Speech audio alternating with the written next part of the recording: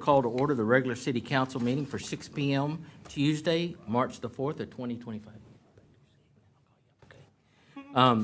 For the city council chambers, 201 East Nash Street, Terrell, Texas. We have here on the dais District 2, Donna Renee Anderson. We have District 5, Phil Robinson, Deputy Mayor Pro Tem. We have District 3, Mayor Ronnie Velasquez. The mayor's present, so we do have a quorum. We can continue with our meeting. At this time, I'd like to invite Ryan Irwin, Executive Pastor of First Baptist Church, to come forward to do invocation. If you would please rise and remain standing for our pledges. Let's pray. Heavenly Father, thank you for today. Thank you for this opportunity for us to join freely, Lord, and discuss plans for our city. Lord, I thank you for our first responders. Lord, pray that you keep them safe, keep them well. Lord, thank you for the servant leaders in front of me. Lord, I just pray for your hand of blessing over them. Pray that you give them wisdom and discernment and boldness, Lord, to make decisions that you've called them to. Lord, pray that you be with this meeting, Lord, and just big blessings come out of it. In Jesus' name we pray. Amen. Amen. Amen. I pledge allegiance to the flag of the United States of America and to the republic for which it stands, one nation under God, indivisible, with liberty and justice for all. Honor the Texas flag. I pledge allegiance to thee, Texas, one state under God, one and indivisible. All right. Ryan, if you would please.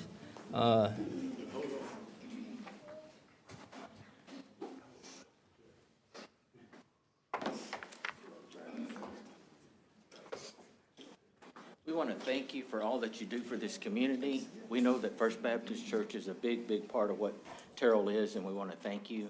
And we hope that you continue to outreach to our kids, to give them guidance and wisdom as they move forward. This is a challenge going from the city of Terrell. It says, build your legacy here in Terrell, established in 1873, and then also for you to lead the way for our youngsters, please. Yes, thank you very much. Thank you so much. Yay, Ryan. Thank you.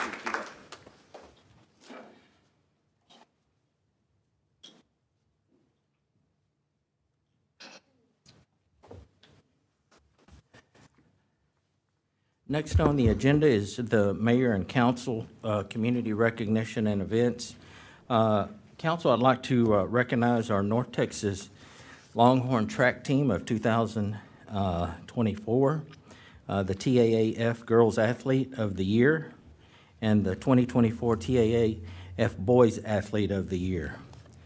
As we began our meeting, I had Dazani come forward. If she would please come forward with her coach one more time. And I guess we can do both of them at the same time. Jaden, if you would please come forward as well. So they are part of our North Texas Longhorn Summer Track Club. Again, Dazani is the Female Athlete of the Year. This is her second year running track, and she made it to the State Games of Texas in 2023 in the 50 meters, 100 meters, and 4x100. The 4x100 relay made it to the finals and ended up in 7th place after a baton drop, that's all right, on the 4th leg during the sprint to the finish line while in good position to win a medal. Dazani did not make the finals in the 50 meters or the 100 meters, but the experience made her determined to return to the games in 2024. This year, Dazani won gold in the 50 meters, the 100 meters, and as a member of the 4x100 team that at that time had the fastest time in the nation of 1.01.75. So a time that would have been first in the USA TF Junior Olympics. After a disappointing end to the 2023 season, she was excited to witness and determination and dedication to Dazani and her teammates to become the 2024 TAAF Games of Texas State Champions. So congratulations to you. Job well done. I have something for you in just a moment, but also we want to recognize from the North Texas Longhorns Summer Track Club the Male Athlete of the Year Award, who goes to Jaden Scott, who's in the 14 and under. And by the way, Dazani was 8 and under, but Jaden is 14 and under. And this was Jaden's first year competing in the summer track. And he made it to the Games of Texas in the 100 meters and the 200 meters. He made finals in the 100 meters and earned fourth place. So congratulations to both of you, to your coaches. I know it takes a lot of hard work and dedication, but you know the City of Terrell is very proud of you. I've got a presentation for both of you.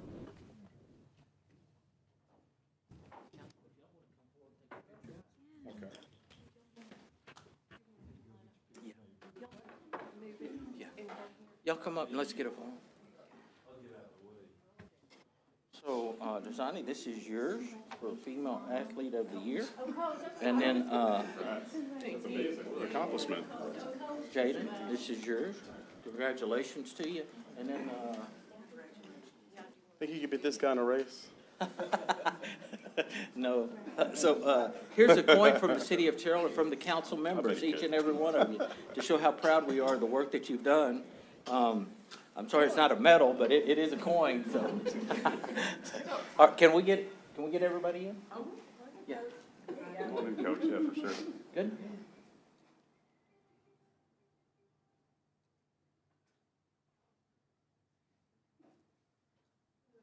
Never know which phone to look Yeah, at. good. All right. Just keep moving. Just keep moving. Good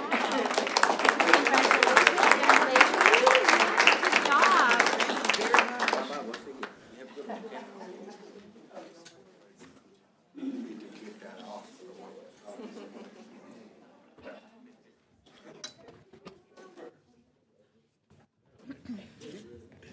I don't know, they're not quite right, whatever they are.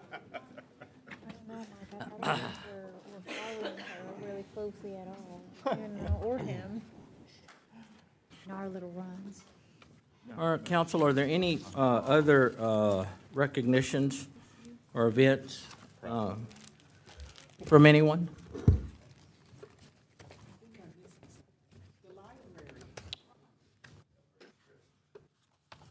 The library had their Dr. Seuss event. And it's always good to see the community read. I love our library. That's all I'm gonna say. I love our library. Anyone else? I just wanted to thank our emergency management coordinator, Dustin, and also Glenn here for taking the lead on monitoring some of our debris situation from the storms yesterday evening. And we've had a report of no injuries at this point, which is great, but and much more minor damage than the last storm system we had back in May. So that's all good things, but thank you guys for your efforts. Yep, good job. Anyone else? All right, next on the agenda is to hear remarks from visitors. I do have two. McFadden, if you would please come forward, just state your name and your address, and 3 minutes.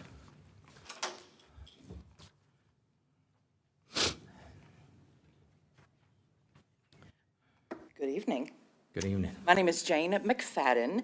My home address is 10450 County Road 312 in Terrell, Elmo, and my business address is 105 Westmore Avenue here in downtown Terrell.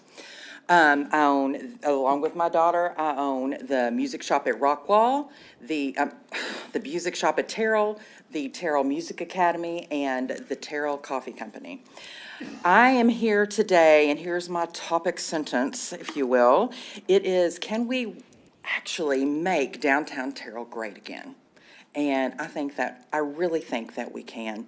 I found an amazing quote the other day from a downtown Mesquite page, and Mesquite is much bigger than we are, I understand, but they are also working toward making their downtown great again too. And it's it says, the condition of your downtown is reflected in its residents. Maintenance fosters pride, neglect breeds apathy.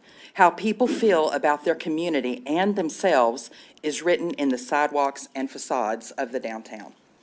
So I've been in business in Terrell for 3 years, just had our 3-year anniversary, and have been downtown for over a year and a half, and have seen some great things. Thank you, Ms. Raylan. And the landscaping has just, has been up, and I love that, and so many great things going on. But on the other hand, we are starting to lose businesses from downtown. They are moving to other locations in Terrell. They are moving out of Terrell. They're going out of business. What are we doing? Our facades look rough. I don't know how much time I have left, not much. But I just want to come here and say, us together, that we are looking for a more maybe aggressive plan. That's something we can have in our hands to see something, because foot traffic is down, which means business is down, which means it's not helpful for the community at all. Even the businesses this morning, and looking out just on our block right there from the storm, just pieces of facade, even from the building that the city owns, pieces of wood are coming off, and just all, Carrie took some pictures there this morning.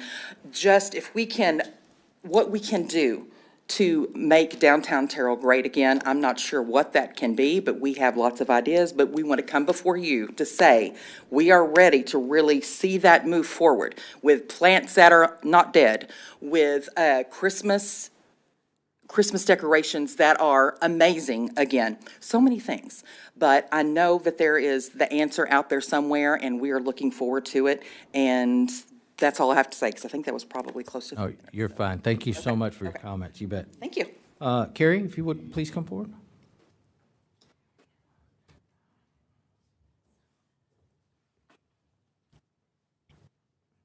Hello, my name is Carrie Robinson. I'm a business owner here in downtown Terrell, Gritty Bell Boutique, 116 East Moore Avenue in Terrell. Ms. Jane about summed up what, has been bothering me too. I would also like to know a little bit more about the plans of what we plan to do with buildings that are falling apart, and giving people a reason to want to come to downtown Terrell and start a business, letting them start seeing that foot traffic come in. Like Jane was saying, we do have a lot of buildings that, you can see falling apart, things falling on, off of them, not just during the storms, but I've been in business for 5 years, and I've seen the businesses come. I'm very sorry to see Bardell games leaving the downtown district. They've been a really big blessing to my business and helped with foot traffic. It's rough down there, and I really would like to know, what we plan to do with that, because it's a sinking ship, and I'm honestly not sure how much longer I can tread water in downtown before I have to look for somewhere else to go to, and I don't want to leave. I've tried to purchase buildings in the city, and, the ones that are falling apart aren't willing to sell. I know that there's not a lot of control over that, and I don't know what we do about that, but, I'm in the position that I can turn one of those buildings around, and in turn, it'll help Terrell look alive. We look dead out there. The planners and everything that you guys have done is fantastic. It's definitely an improvement, but we need something more. We'd like to have more of an aggressive plan. So, Thank you for your comments. Thank you. Yes. Is there anyone else? I know we had some downtown merchants. We're good? Okay. All right. Thank you. Thank you for your comments. Our next item on the agenda is boards and commissions. Item 4.1, discuss and consider zoning board of adjustments, appointments and reappointments. It's going to be our city secretary, Don Stahl. Mayor and council, in your packet is the roster for the zoning board of adjustments. We have Dina Boyd, who is now on the TERS board. That position needs to be replaced, and this falls under the oversight of Phil Robinson. Okay. Bill, councilman? I would like to delay. Okay, so you want to postpone? That'd be a motion. Would you like to make a motion? I would like to make a motion to postpone the appointments to the ZBA today. All right. We have a motion. Is there a second? Second. Have a motion from Phil Robinson, Deputy Mayor Pro Tem District 5, a second from Donna Renee Anderson, District 2, to postpone the zoning board of adjustments, appointments, and reappointments. Is there any further discussion? Hearing none, all those in favor, let it be known by stating aye. Aye. Aye. Any opposed? Motion carries unanimous vote of those present. Our next item on the agenda is discuss and consider Building and Standards Commission appointments and reappointments. Again, City Secretary Don Stahl. Mayor and council, in your packet is the Building and Standards Commission roster. We have Carrie Harwell and Ricky Jordan that both need to be replaced, and we have several others that need to be reappointed, and this falls under the oversight of Phil Robinson. Councilman? Thank you, Don. I did reach out to all the existing members of the board. All the ones that are not currently termed out want to be reappointed. Do we need to call them out by name in the meeting, or? Yes. Okay. Okay, motion to reappoint Stephen P. Austin, Hope Covington, Troy Drollinger, Gary Weems, and Brian Thayer. I also have a new appointee named Jay Cheney, and I sent you his information, I believe, Don, so we should be all set there. I think we have one more opening on that board, correct? Yes. Okay, and we'll, if anyone is interested in serving on that board, please reach out to the city. All right, so is there a motion? That's your motion? My motion is to appoint the individuals I Okay. previously mentioned. Got it. So we have a motion. Is there a second? Second. We have a motion from Phil Robinson, Deputy Mayor Pro Tem District 5, a second from Mayrani Velazquez, District 3, to reappoint Stephen Austin, Hope Covington, Troy Trollinger, Gary Weems, Brian Thayer, and also Jay Cheney to our Building and Standards Commission. Is there any questions? I did want to make Comments? mention that I do want to make sure we have staff reach out to those individuals this week to ensure that they get started on their training process and get that board up and running again, because it has been some time since they've been reached out to by staff. We'd like to get that up and Point running as soon noted. as possible. Okay. Point noted, staff will take care of that for you. Any other comments, questions? Hearing none, all those in favor, let it be known by stating aye. Aye. Aye. Any opposed? Motion carries unanimous vote of those present. Our next item on the agenda, discuss and consider Planning and Zoning Commission appointment and reappointment. Again, this is our City Secretary, Don Stahl. Mayor and council, the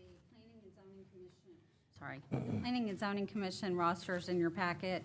Randy Voigt is no longer on the board, and so that leaves one open position. And there are several applications in the packet, and this falls under the oversight of Mayrani Velazquez. Councilwoman, is there a motion? We'll also motion to postpone the item. Okay. There's a motion. Is there a second? Second. We have a motion from Mayrani Velazquez, District 3, a second from Phil Robinson, Deputy Mayor Pro Tem, District 5, to postpone item 4.3, the Planning and Zoning Commission appointment and reappointment. Is there any further discussion? Hearing none, all those in favor, let it be known by stating aye. Aye. Aye. Any opposed?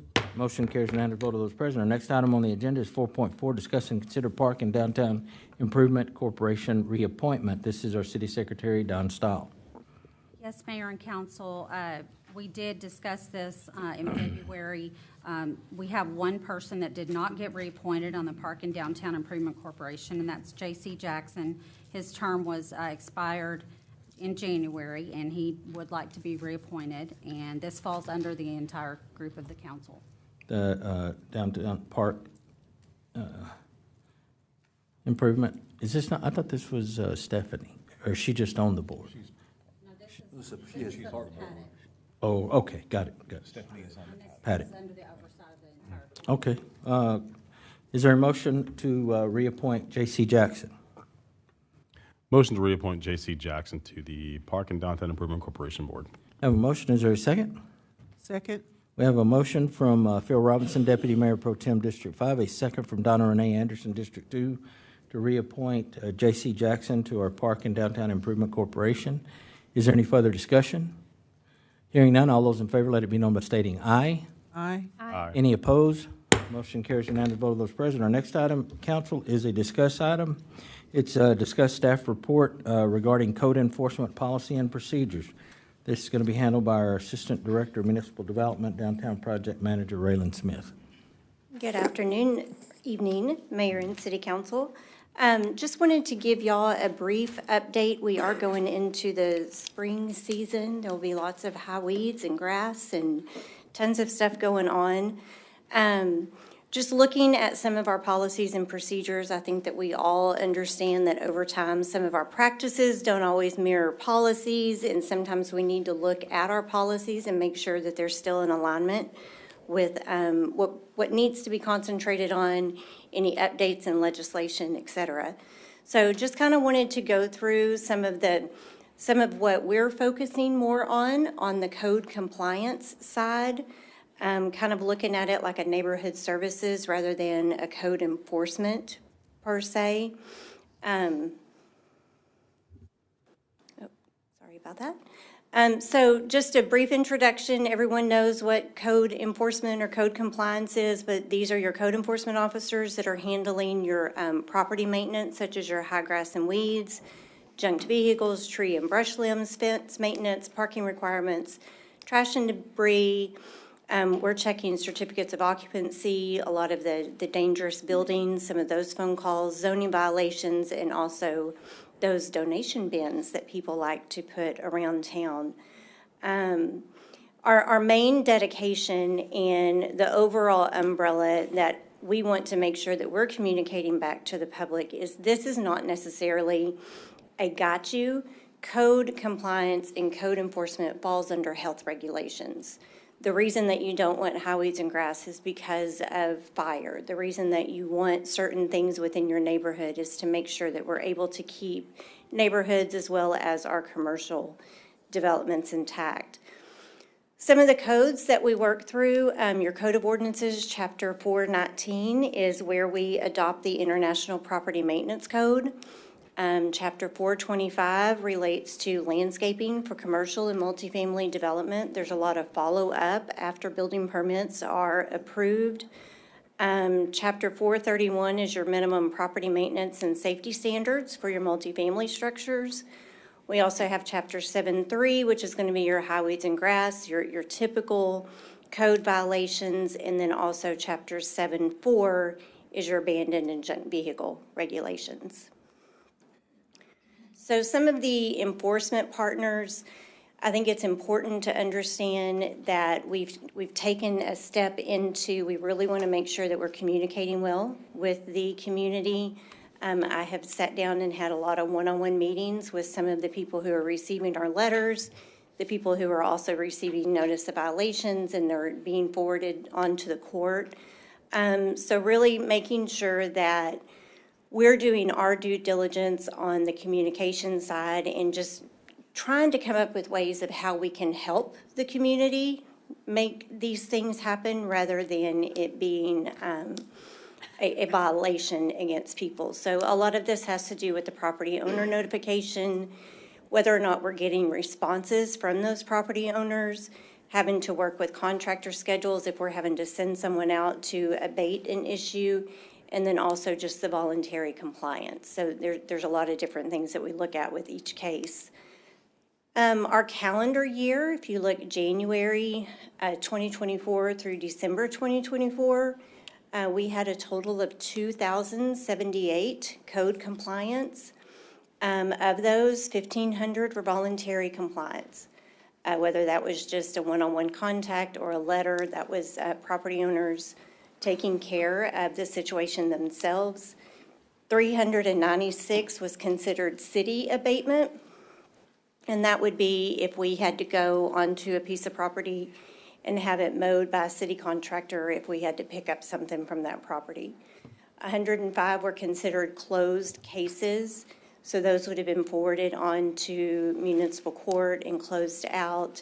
And then we also had 214 total that went to municipal court. So as you can tell, the majority of these, we are definitely obtaining voluntary compliance, which is a good thing. A lot of the conversations that we've had with staff in the past couple of weeks is not necessarily about the volume of code compliance or the volume of notifications that are going out, but honestly, the impacts that we're making in the neighborhood. Are we really focusing in on the right things, or are we just simply counting the number of violations that are going out? So we've really been inspecting and dissecting some of those summons and some of the letters that are going out and having those group department conversations about what we're seeing and the types of complaints that we receive. So our standard procedure, based on those rules and regulations that I showed you a little bit ago, staff investigates. We receive an issue. It's either a phone call or it's something that we see when we're out driving through the neighborhood. Staff investigates. If it is not clear a violation, then we issue a letter to the property owner. Generally, the property owner has 10 to 14 days to comply. If the violation is corrected, the case is closed. If it's not, the next step, according to policy, is citation issued, and we can, at that point, abate and possibly put liens on the property, and then it is processed onto court. So just a note, this does not reflect the process for anything that has immediate life safety concerns. We had one of those this morning. We had a building there on Grove. You might notice that it's down now. Those types of things, we don't go through the typical 10, 14-day waiting period. I'm so sorry. So, in talking to staff and through some of the meetings that we've had with the property owners in the past 30 or 45 days, like I said, we've been having a lot of conversations interdepartmentally. And so the key to this is making sure, are we communicating clearly the expectation for the property owner or the tenant? Are we communicating clearly what the end result will be if we don't get voluntary compliance? Do they understand why we are sending them the code violation letter? So just the added in-house procedures, the extra steps that we're taking within the department are going to be additional telephone calls, additional letters to the property owners and or the tenants. We're going to start keeping better records of our property owners. We're really looking at who are our out-of-state and out-of-city owners who have residents here in Terrell. A lot of time, there's some ordinances, you'll get to hear all kinds of fun suggestions from me over the next few months about how can we better help take care of our properties, and a lot of this can be broken out into buckets. There are certain things that we can do to help eliminate some of the problems when we have out-of-state or out-of-town property owners. And so just making sure that we're keeping those communication logs and that property owners, we can ensure they have gotten the proper notification before they just receive an invoice in the mail, or they have gotten the proper communication before they receive a summons to court. If these are repeat properties, we're calling those property owners in. And I hope that maybe y'all have heard of some of these meetings that have taken place, and I think it's helping that we're just allowing that communication piece. I think that might have been missing for a little while, and so we're just making sure that people understand why we're doing what we're doing. So when you look at spring of 2025, you've heard this a million times. We talk about crisp and clean. Really asking the employees within the department to focus on those commercial properties and how we can impact neighborhoods as a whole. I told them that I would much rather have a very difficult case that takes 4 to 5 months to finally get abated than to have 200 or 300 letters go out within a 6-month period. So just making sure that we're working as a group, that we stay continued and focus on the neighborhood as a whole. So moving forward, some of the things that you'll hear from staff as far as recommendations is really having those targeted priorities and set performance measures. When we look at, I know thankfully my friends downtown came and talked to you. You know, there are some things within our codes. There are things that we need to look at and do better. There are some ordinances that I would love to bring forward to you and really strategize about when it comes to the vacant and the abandoned property, because I do think that there are some regulations that we can put in place that that helps us get those properties and those property owners registered so that we know who those properties are and we can be more proactive with them with some of the services that we could possibly offer to them to keep them off of that violation list, but keep their properties maintained. And to make sure that we're really concentrating our limited resources. We don't have a lot of code enforcement officers, but when we focus on something or when we have a task, that we're looking at that as a whole across the city, that no one feels like they're being targeted. But if there is something in particular that we're looking for, that we apply that citywide. And then specifically, I listed the downtown building safety standards. You'll see a lot of that come forward. We've been working on getting the Building Standards Commission up and running. You know, there's some baby steps that we need to take, and I just wanted to kind of let you know what's happening behind the scenes and give you a heads up that you're probably going to get a lot of ideas thrown at you in the next few months. So with that, like I said, just some of the ordinance updates that you'll see coming across your city council meetings. We really want to look at some of our hotel motel standards and inspections, vacant abandoned properties, swimming pool regulations and health inspections, and also our boarding houses. So we've got a list of things that we come across, and we're making sure that we do our due diligence to make those recommendations to you on how we can better regulate. And that is it. All right, Raylan, thank you for that presentation. I'd like to see us as a city implement somehow a citywide effort of reporting. In other words, if you see something, they should say something for all of our employees, whether they're with the police department, fire department, all along, that are out in our community, that see things. And especially due to the fact that we're short, or we have few code enforcement. Not that they're going to be enforcing, but you know, they may see something that needs to be brought to our attention, and to say something. Even the council members, if you're out and about and you see something that you notice, we should have some way to report that to either you or to Mike or someone, and that we make sure that we investigate and that property owner has been notified of it. The 10 to 14 days to comply if a resident may be on vacation for a couple of weeks, and during that time they're notified. They come back. Does that 10 to 14 days begin when they first are notified, or when they're aware of the problem, or when we sent the letter? So it is when we send the letter, but that's why that second flow chart is added in, because after speaking with staff and making sure that we understand practice versus black and white policy, is that second form of notification, we all miss mail. We all miss a message. And so being able to prove up that we made the second attempt, I always want to make sure that we make a second attempt. So if there's a request for more time, then we're, as a city, we're gonna work with them. Absolutely. All right, just want to make sure we had that. Then, you know, I don't have a problem if they're frequent flyers or frequent violators. We're a little bit more tougher on those folks than we are first-time offense folks, you know. For whatever reason, maybe they were in the hospital or had a relative in the hospital, and just lack of attention. But council, does anybody have any questions or comments for Raylan as we move forward? Two things. Are you drinking hot tea for your breathing problems?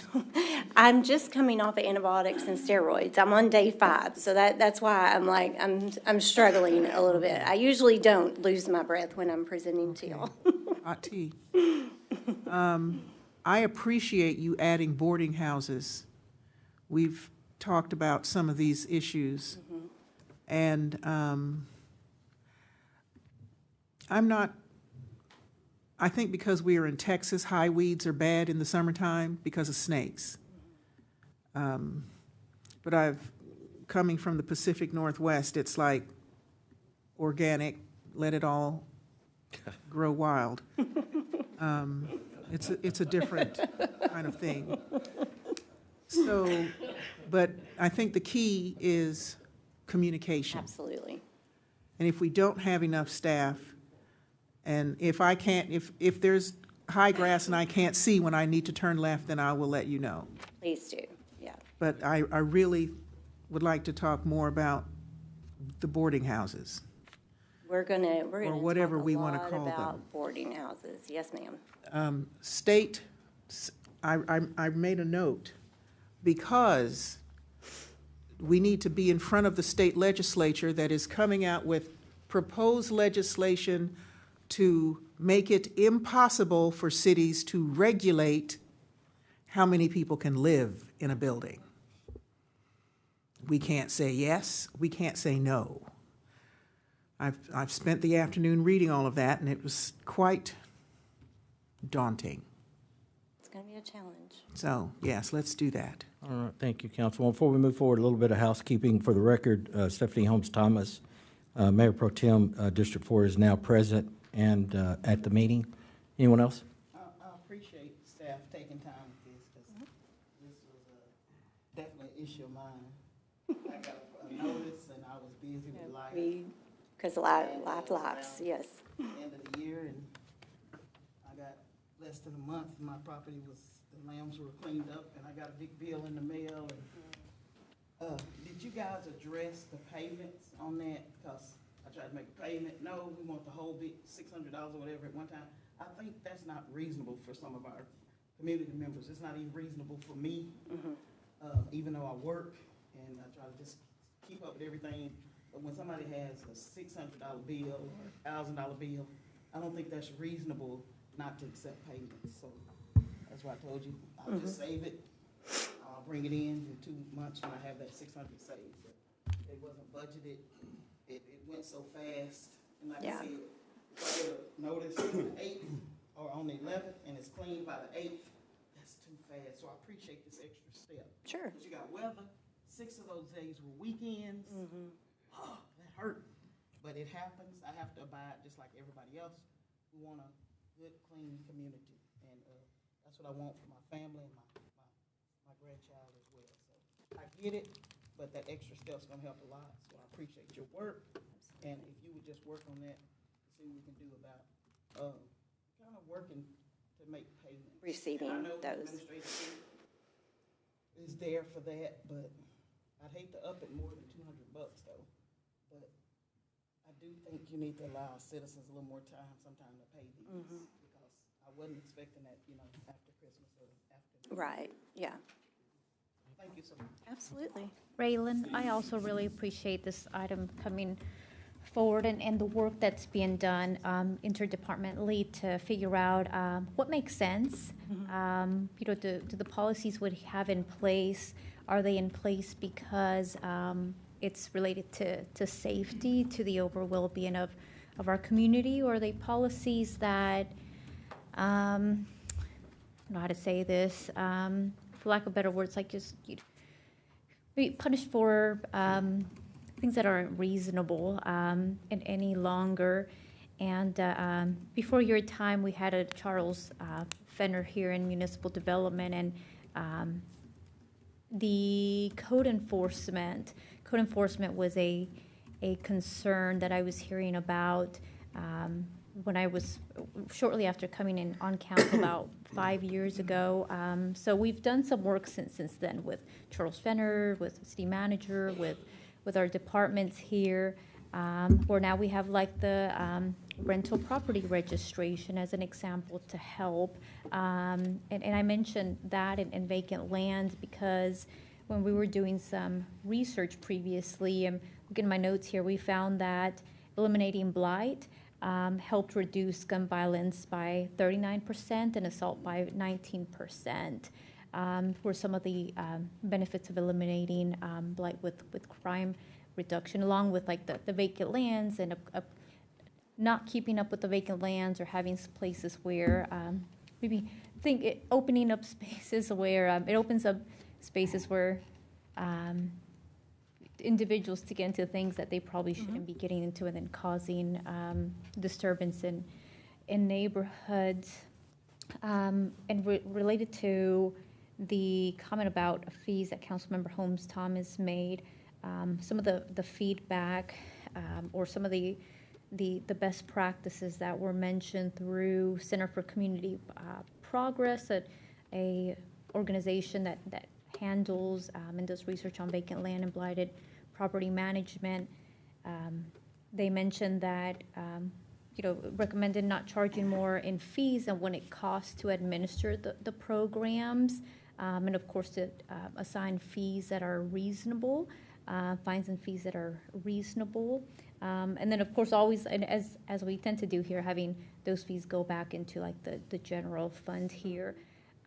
They also recommended adopting the International Property and Maintenance Code that's updated every 3 years. Is that something that, because I know we have quite a few. So we are That is one of updating. our code compliance, yeah, that's what we follow. Great. That, and so, just a little bit of background on those who are newer on council, or those that are in the audience, of there has been work and improvements done in the area of code compliance, where I don't get, I hardly get phone calls now about, the customer service that code enforcement provides, and being, having that communication on, hey, this is the issue we're seeing and we're trying to work with you, is something that we've really worked on in the past. But I was looking at the numbers in terms of compliance from individuals, and I believe, do we have data that shows that those are less or more about what they were a few years ago? Yeah, I can get you the comparison. Honestly, your voluntary compliance has always run the majority, which is really good. Our actual cases that are forced into compliance or even summons, they stay on the smaller end, which is nice. But again, it's just, I think it's a matter of really dissecting into what is it that we're sending letters out about? What are we focusing in on? A prime example, and these guys are just great. They love having projects. And so one of the projects that I have them doing right now is we're making a list of all of the vacant parcels in Terrell. We're making a parcel number list because, now we have information for infill. We know, do those property owners live inside the city limits, or are they out of state and out of city? Can we possibly find them, a contractor who would be willing to make sure that these yards stay mowed for them, rather than relying on us to send you letters to tell you when it needs to be mowed. So we're trying to be really creative. We know that those code numbers will go up in the spring, and it's gonna have a lot to do with highways and grass. So when you get these numbers, I don't think it's truly reflective on quote-unquote issues that we have in the city. There's a lot of letters that go out about highways and grass. That doesn't necessarily mean that we have huge amounts of code enforcement issues around town. And so how can we really focus in on and get an actual breakdown of what we're working with? Yeah, no, that makes sense. I just was trying to find the data from a few years ago, because I felt like the voluntary compliance had decreased. One of the programs that we learned about during that time that I thought was not necessarily innovative, because not so much recreating the wheel, but it was partnering with the community, where you had not only code enforcement, but departments that maybe individuals related to the work that happens with code compliance, where it was a very proactive, we're going to place signage and we're going to take maybe certain regional areas of a city, and then make sure that they receive a notice at their door on, hey, these are the areas that are like the higher areas for code enforcement reasons, and we're going to give you an opportunity before we start coming through with code enforcement to address if you happen to fall in these high areas of code enforcement breakers. And then they also had a area, a part of that program, where individuals who maybe were elderly or had a disability, where they could call, and the city would partner with volunteers or churches, et cetera, to try to help one, be aware of that's what the issue is, but then try to see how they could collaborate with that community members to address the concerns and what that study found. I think it was maybe at TML that we learned about that, was that then it helped have more of a proactive approach to addressing the issues before code enforcement sent out those notifications, but then it also allowed for like the city and community partnership versus feeling more of like, I'm just not so much attacking, but I'm sending you a notice in the mail. Yeah, because it's not always nice. So I would be I would like us to consider routes similar to that. Sure. That's all I have. Thank you. Thank you. Hi, Raylan. Thank you. Appreciate you guys taking a deep dive on how we might improve our current processes. Regarding what the mayor mentioned, I have a couple of points. What the mayor mentioned about the notification piece, I think that we're hoping that the app will fill that gap, right? And the service center number at 972-551-6614. You see something, you can always call the number or utilize the app to let someone know that there's a violation. I appreciate us erring on the side of making life easier for our business owners. That to me is the direction we should go in. I do actually get quite a few calls from business owners about code enforcement troubles, and we sit down, we have good meetings with them, and I've met with both Chris and you, and we've had some productive discussions that have kind of worked out their issues. So the city will work with anyone, and it's those discussions are productive. But I want to ask, while I would like us to kind of err on the side of making life easier for our small business owners, I've observed that we often don't seem to be quite as tough on our larger sort of chain or commercial retail businesses. I see a lot of a lot of debris and trash and broken signs and things like that, where I feel like we could probably do a little better about enforcing some of our codes for these larger chain businesses, making those little nicer, not a bunch of the wrappers and everything. And I feel like they should be more responsible with keeping their property crisp and clean. I'm hoping in the next few months you start to see a change in appearances with what the focus has been. Okay. So that's what I'm hoping. Okay, I do want to ask, however, if staff has a recommendation for how we might utilize our code ordinances to help address some of our vacant building issues downtown. I know that's kind of one of the things that is of concern to some of our downtown business owners. I'm not sure if that's the primary issue that's being discussed currently, but I know it is one major issue. Are there things that we've explored that we could potentially do to, to encourage some of those vacant building owners to either take action or improve the building or sell the building or do something with those buildings downtown? Yeah. So I'll speak to this very candidly with the city council. Your zoning ordinance, your code of ordinances, we have ordinances in place that very specifically say how buildings within the central business district, within the downtown district, how those buildings are supposed to be maintained.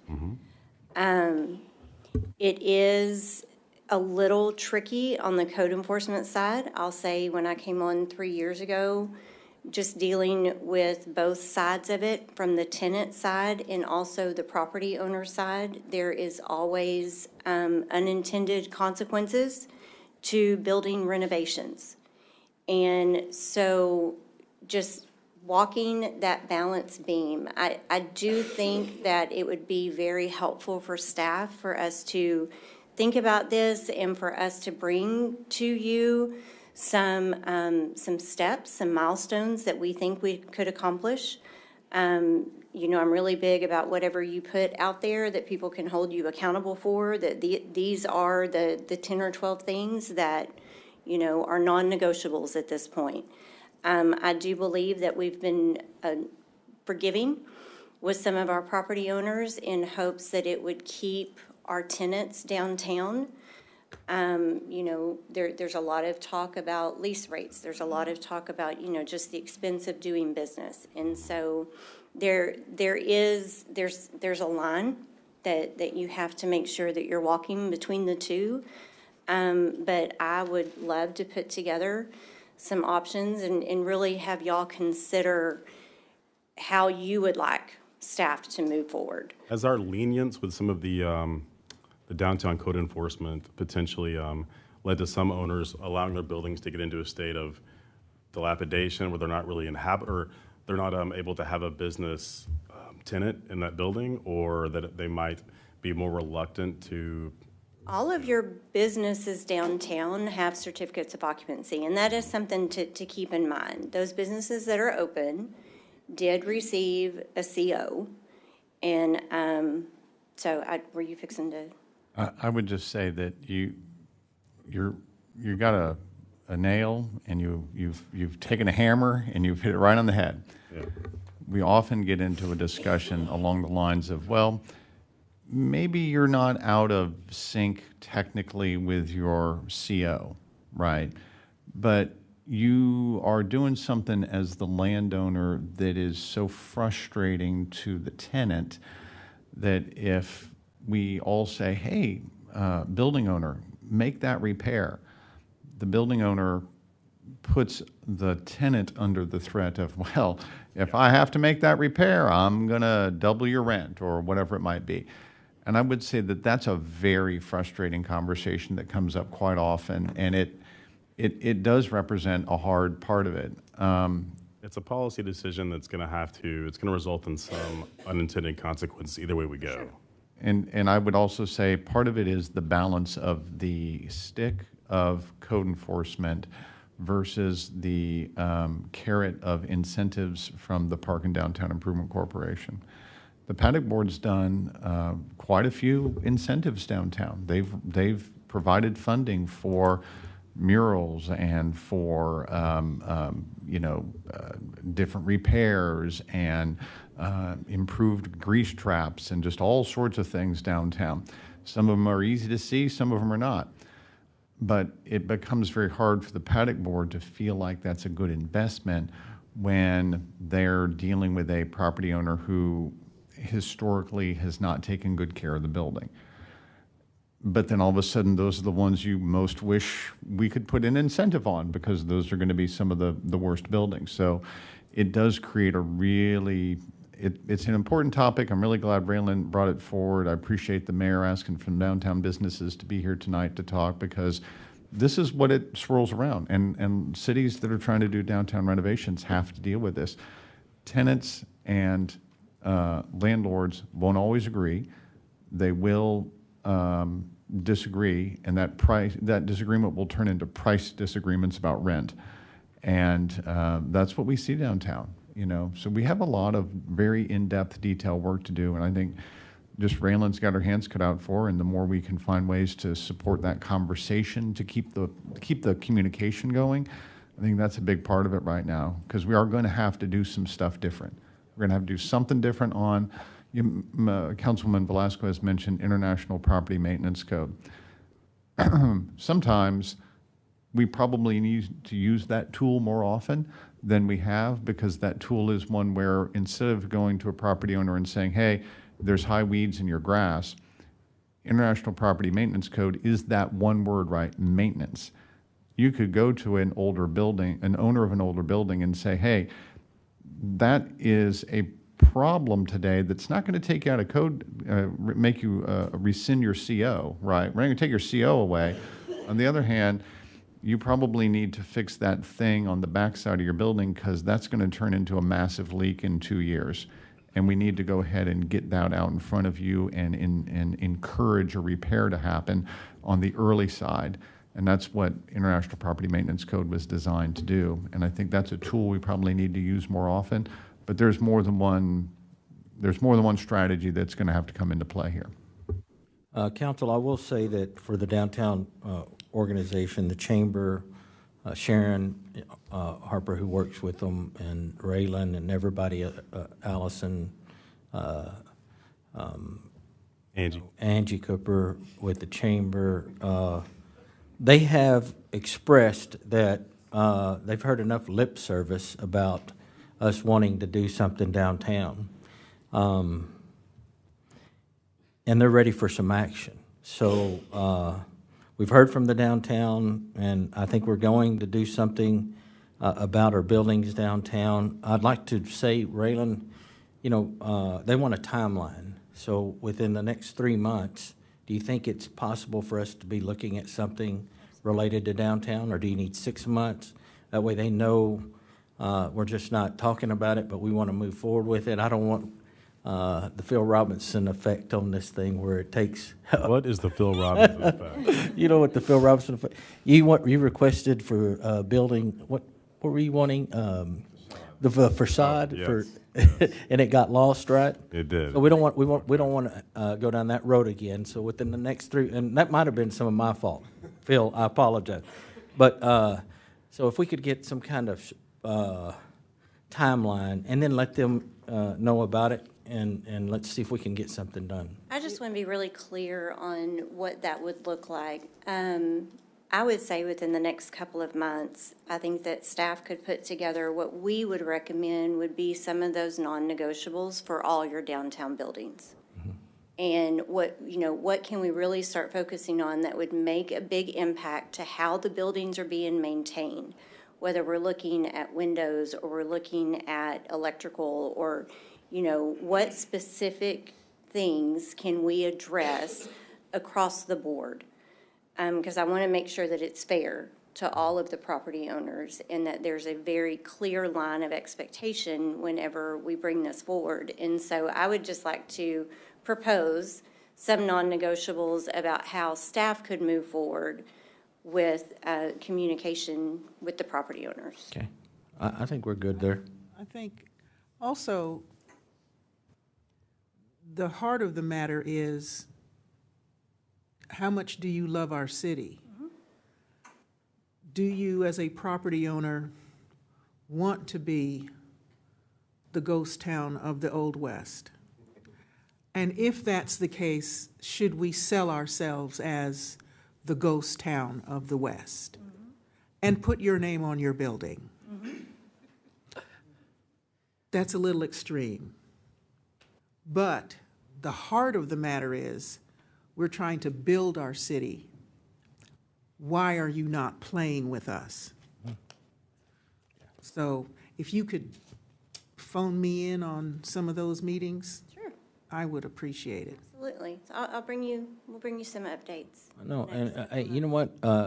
Us working together, we can get through this process, and we can make a viable, bright downtown and good future for the city of Terrell. We just need to make the effort, right? Okay, thank you. What's next on our agenda is discuss mowing from yes. FY 2023, FY 2025 for TxDOT right-of-way, City of Terrell right-of-way, and the City of Terrell facilities. This is the Director of Public Services, Glenn Caldwell. All right, Mr. Mayor, Council, it's always a blessing. Thank you for you all's service. I'll dive right in. Obviously, we are always focused on crisp and clean and keeping our city vibrant. So I get to talk about mowing. We've got TxDOT mowing, we've got city right-of-way mowing. Most of the mowing that occurs throughout the city that we're responsible for is usually on a 26-cycle mowing session. So you have, included in that is your trash pickup, obviously the mowing and trimming of shrubs and brush and so forth. Here's a few pictures of some of the sites and locations that are being taken care of within the right-of-ways. We get to the main subject matter, we'll talk about city right-of-ways, buildings, and grounds mowing. So if you look at what we've done in the past, in FY '24, we adopted a budget of $110,000. We revised the budget to $150,000. The actuals came in at $134,000. This is for our right-of-ways. For the buildings and grounds, we had a budget of $76,000. We revised the budget to $88,000. The budget came in at $80,000.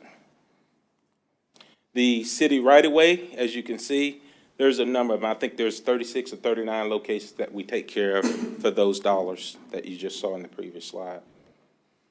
Again, here's a look at the buildings and grounds that we take care of. We have cemeteries, buildings, and parcels that we're responsible for. The city right-of-way for FY '25, obviously the budget, we budgeted 110. That's what was adopted. We project to stay within the budget on that particular, on the right-of-ways, as well as the buildings. We had an adopted budget of 76,000, and we're gonna plan to stay at 76,000. There could be possibilities of minor adjustments, plus or minus, depending on weather conditions, special events, or special requests. We always have to keep that in mind.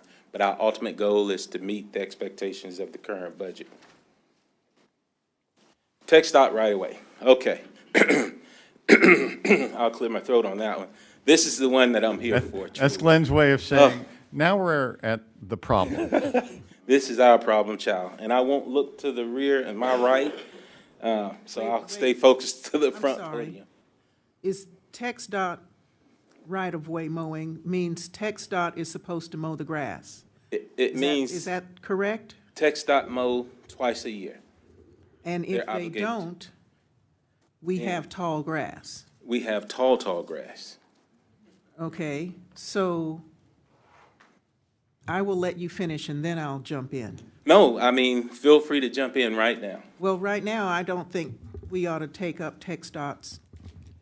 If TxDOT does it twice a year, then we should let them do it twice a year, and then we should have every citizen of Terrell write TxDOT a letter and say, get your head out of the grass and come mow the grass. Is that what you really mean? That's No, I'm pretty just much kidding. it. Councilwoman, I would agree 100%. And we've done that. Why are we even discussing this? This is them. So a populist. This is them, and they want me to pay them. They're not They're gonna, telling me I can't put people in my buildings. They're telling me how I'm gonna run my city, and now you're gonna tell me I'm gonna pay you to cut the grass? We're done. Well, I can say, Ms. Council, this is a process that was implemented and authorized by previous council. So this is a new council, so we're here for you. So you all give us directives, and we will gladly follow. We will gladly follow. wait, what did the previous council put in place? So Well, the opportunity to mow let me right-of-ways. back up a little bit. Not right-of-ways. Famously, during the early years of a certain guy named Whitaker being on council, the Where is that Texas guy? Department of Transportation changed their mowing policy. And they used to do a city like ours with the right-of-ways within the city somewhere between 6 and 8 times per year. And then they whittled it down a little, and then they ended up at 2. And just about every city in the state sent nasty letters and angry comments to TxDOT, and TxDOT said, we can't afford it, we're not going to talk to you about it. And the decision of council at the time was to say, we hate it, we don't like it, but we're going to start budgeting money for it because we don't want the entryways to look bad. And the reason that staff is bringing this forward is it's in the budget. We realize it's a sore spot because by golly, it ought to be a sore spot. And we want to show you what's budgeted, what our expectations are, and we just want to receive council feedback because we got to manage this issue.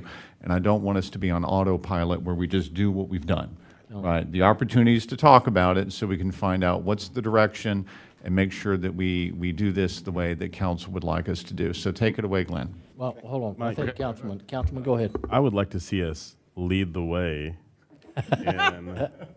in pursuing, applying some sort of pressure to TxDOT to help us out with this. Now, I know that that's easier said than done, but maybe if we were able to partner with other cities in our county, you know, as we have in other endeavors, to apply some pressure and maybe potentially utilize our state legislative relationships to see if we can get something accomplished there. That'd be great. In the meantime, we can't just leave it unmowed. You know, I think we should do something to maintain it. I know if we don't, it's going to be an eyesore. But the problem is, we have sewer problems and water problems, and TxDOT is not doing their job. And I am not going to pay them to do their job. So I agree, both sides are correct, right? I don't like paying it either, but if you don't, you're going to hear from citizens, and they'll be out there Yes, you will. claiming what a terrible job the city of Terrell's doing. You're going to get beat up on Facebook because it's your city, it's your responsibility, and that's what we went through in the past. So it was either continue and not have these right-of-ways not mowed and get the criticism at the city level about what are you doing about it? Well, we can't do anything about it. Dallas can't do anything about it. Fort Worth can't do anything about it. The county can't do anything about it. They're gonna mow twice a year, and that's their policy, and you either accept it or, that's just their policy. So you don't there's no fluctuation. We can put all the pressure you want to on them, send all the letters you want to on them, but Well, couldn't I have a just conversation. know that you know that they're not gonna move the needle, but, that's why we're discussing it now, so that we know the policy in the background. That's the background. I hate it just as much as you do. I was as angry as you are. So were previous councils, but we were getting, so much heat from the community about what the city looked like as you moved in, and we were compared to, communities to our west and, other cities. They don't have that problem, so when we researched to find out, well, what are you doing, they're paying for it. And because they're paying for it, TxDOT is doing what TxDOT is doing. Again, I'm of the ilk, yell at me, scream at me, write me a letter, I'm gonna forward it to TxDOT. I'm used to writing letters. There is no rightness about this in my brain at all. We don't have the people for it, and I've got sewage backing up on South Medora. right, and that's why we're I discussing. can't- I cannot, for the future, I'm aware of the history. But if our new administration is asking, how come, why, and calling everything else a lie, and putting everything under the microscope, we need to put this under the microscope and go, something's wrong with this picture. Anybody who can do math is going to look at this and go, how come we're doing this? I can't justify it. Okay, so, just to be clear, you're of the opinion that we should just, stay with TxDOT twice mowing and spend no money at all keeping our And right use of the ways? money for what the city needs it for. But again, yeah, you know, Mayor, since I was brought into this, there are regional offices of the State Department of Transportation that do a better job than others. yeah, but we're, It's like 31 or whatever. Dallas is an office, Tyler's, we're in Tyler, right? no, Dallas. We're in Dallas. Oh, bless us. Some regional offices do a better job. Okay, no, right. Go ahead. Go ahead, yes. Oh, okay. How many times are we mowing this now? Approximately 26 times a year, including special events. So if there's an event hosted around town, we will do an extra mow. And in most instances, those mows are actually done, in most instances, pro bono by the contractor. Now, this is my question. How was TxDOT doing it 8 times? How are they currently? How were they doing it 8 times? They were mowing 26 times a year? One of the reasons I can explain that, because the comment was made, we want the city of Terrell to be crisp and clean. When people drive into our entrances of our city, we want to be at least represented in a appreciative way. And if you don't maintain those in a more frequent occurrence, then it does get a little straggly and raggedy, and people don't tend to like that. Now, I'm open to whatever direction, council, mayor, you want to take this process. We are supportive. We're here to serve the community with open arms. So you give us directives, and that's the route we go. If we reduce it down to 10 times a year, if you tell me 8 times a year, we will support that and implement the process for that. So When was the 8 times? How long have we been doing this, paying? I'm going to call this something like 2016, something right in that era right there. And I will tell you that the budget has changed over the years, okay? It has gotten larger over the years because we've had more service requests and more, hey, that road over there looks good, can you add this other road? So the history is we've added rather than taken away. If I could get one PowerPoint slide of progress to show one, flip one. So here's the staff point of view on it. Y'all voted on a $140,000 budget for this. If we put our head down with blinders on and do nothing, we're going to spend 192. So I certainly don't want to do that, right? I need to tell you flat out that we're more or less on pace for what we've seen in FY23, FY24, where we're around the $200,000 mark. So when Glenn and I talked about this, we thought, man, we really need to bring this forward because we don't want to just put the blinders on and pretend that we just go on autopilot. So the very first thing is you don't have the budget to perform at 26 times a year because we only set the budget at 140. So what are our options? We're either going to reduce mowing cycles on all of them or some of them. We're going to remove or trim some of the facilities, do a little bit less on each facility, or, and that's just to stay on budget, right? If the direction from council is, hey, cut that down and make it smaller, that's okay. That's direction we can take. If it's, nope, we like it, we wish it were around 200,000, okay, great, we can follow your direction there. And my biggest warning sign for you is if we don't change, we're going to blow the budget. So I need direction on which of these policy options y'all like the most.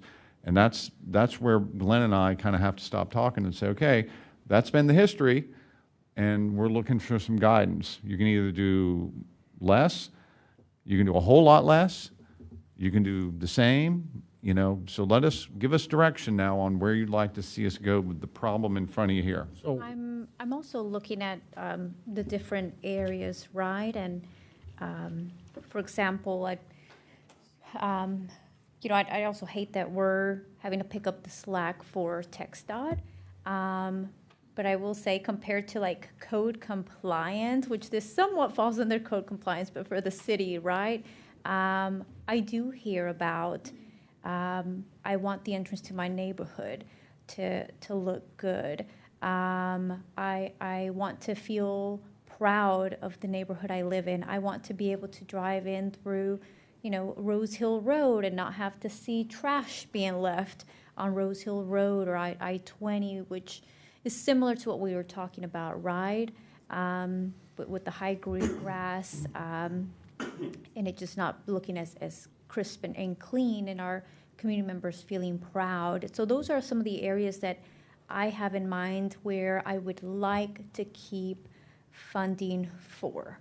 Those entrances to the neighborhoods. I know I heard quite a bit from the overall city of Terrell, and probably individuals that don't live inside the city of Terrell that either work here or have at one point lived here or have family members about making sure that we honor our word of trying to do what's best for the city entrances. But I also want to have a balance with city entrances because I look at, and I'm going to put, our business parks on a spotlight here since our EDC friends are here today, where some of these areas are located near our industrial parks connected to our EDCs, where we have the airport road and we have an airport budget. So is it possible that there's other budgets or entities that can also have a conversation like we're having today, and the city could focus more on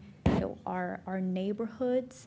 I'm open to doing something like that to help reduce the budget and continue to whether it's as a city alone or with other entities to push TxDOT. I know we've been asking for years, even back to when Charles Whitaker, who's in the room today, council member, was pushing for them to pay, for TxDOT to pay as well. So I'm okay with continuing to press and push TxDOT, and I'm also okay with reducing the budget for the cities, focus to be more so on the neighborhoods and so those city entrances. So one of the things I wanted to mention, I was just kind of exploring some things other cities have done to address this problem. Some cities have planted more drought-tolerant grasses that need mowing less frequently. Mm-hmm. Some have put down sort of rock mulches and gravel in certain areas, wildflower meadows that are kind of more aesthetically pleasing. doing some planting and things that don't require as much mowing potentially. I don't know, that might be equally costly, at least initially, you know, but then down the road, maybe it's, you know, not as, you know, the mowing isn't needed as often if you have the right kind of ground cover. So. We explored that? Let's talk about that. That's a great subject matter. When you talk about TxDOT right-of-ways, and we want to implement what you just spoke of, once we implement that, we probably do it through a grant, potentially, through TxDOT. What does that mean? We own it. We then have to maintain it unconditionally. Green Ribbon is one of those examples. We have an obligation through a grant that was procured with TxDOT that we don't have an option. We have to maintain the Green Ribbon area. So if we did what you recommended, then those locations, if we choose one or two that you have an interest in, that's great. But if we looked at all of them, We're only mowing it twice a year anyway. I agree. You know, so I mean, that's I not that agree. big of a, I know, not that big of a loss. I agree. 2 mows. Yeah. I hear you. Hey, you know what, and I think I'm gonna hear this over here from my left over here, but go ahead, Councilwoman. I'd be open to looking at some of these regional offices, even if we have to drive a little bit. I'll take the onus if I can get, maybe someone to volunteer to go with me. I'll go with you. To see what is going on in those offices. Put my hat on. For TxDOT to do a better job in those areas, because I think we deserve the same thing, or if not better. I move with it, we send the councilwomans to the. I would yeah. probably agree with 8 times if that's what we need. Mike could agree to a little more, depending on what I hear when I go to the TxDOT offices. We may say less than 8, so I'm open, but I think 26 is a little too much based on TxDOT taking care of things in 2016, 8 or 9 years ago, and we did. And maybe we need to be clean, maybe we need to get toward cleaning. We're not to the crisp yet, okay? So I think we can increase it a little bit and save our citizens money and divert, some money somewhere else in our budget. But I would be open to doing that.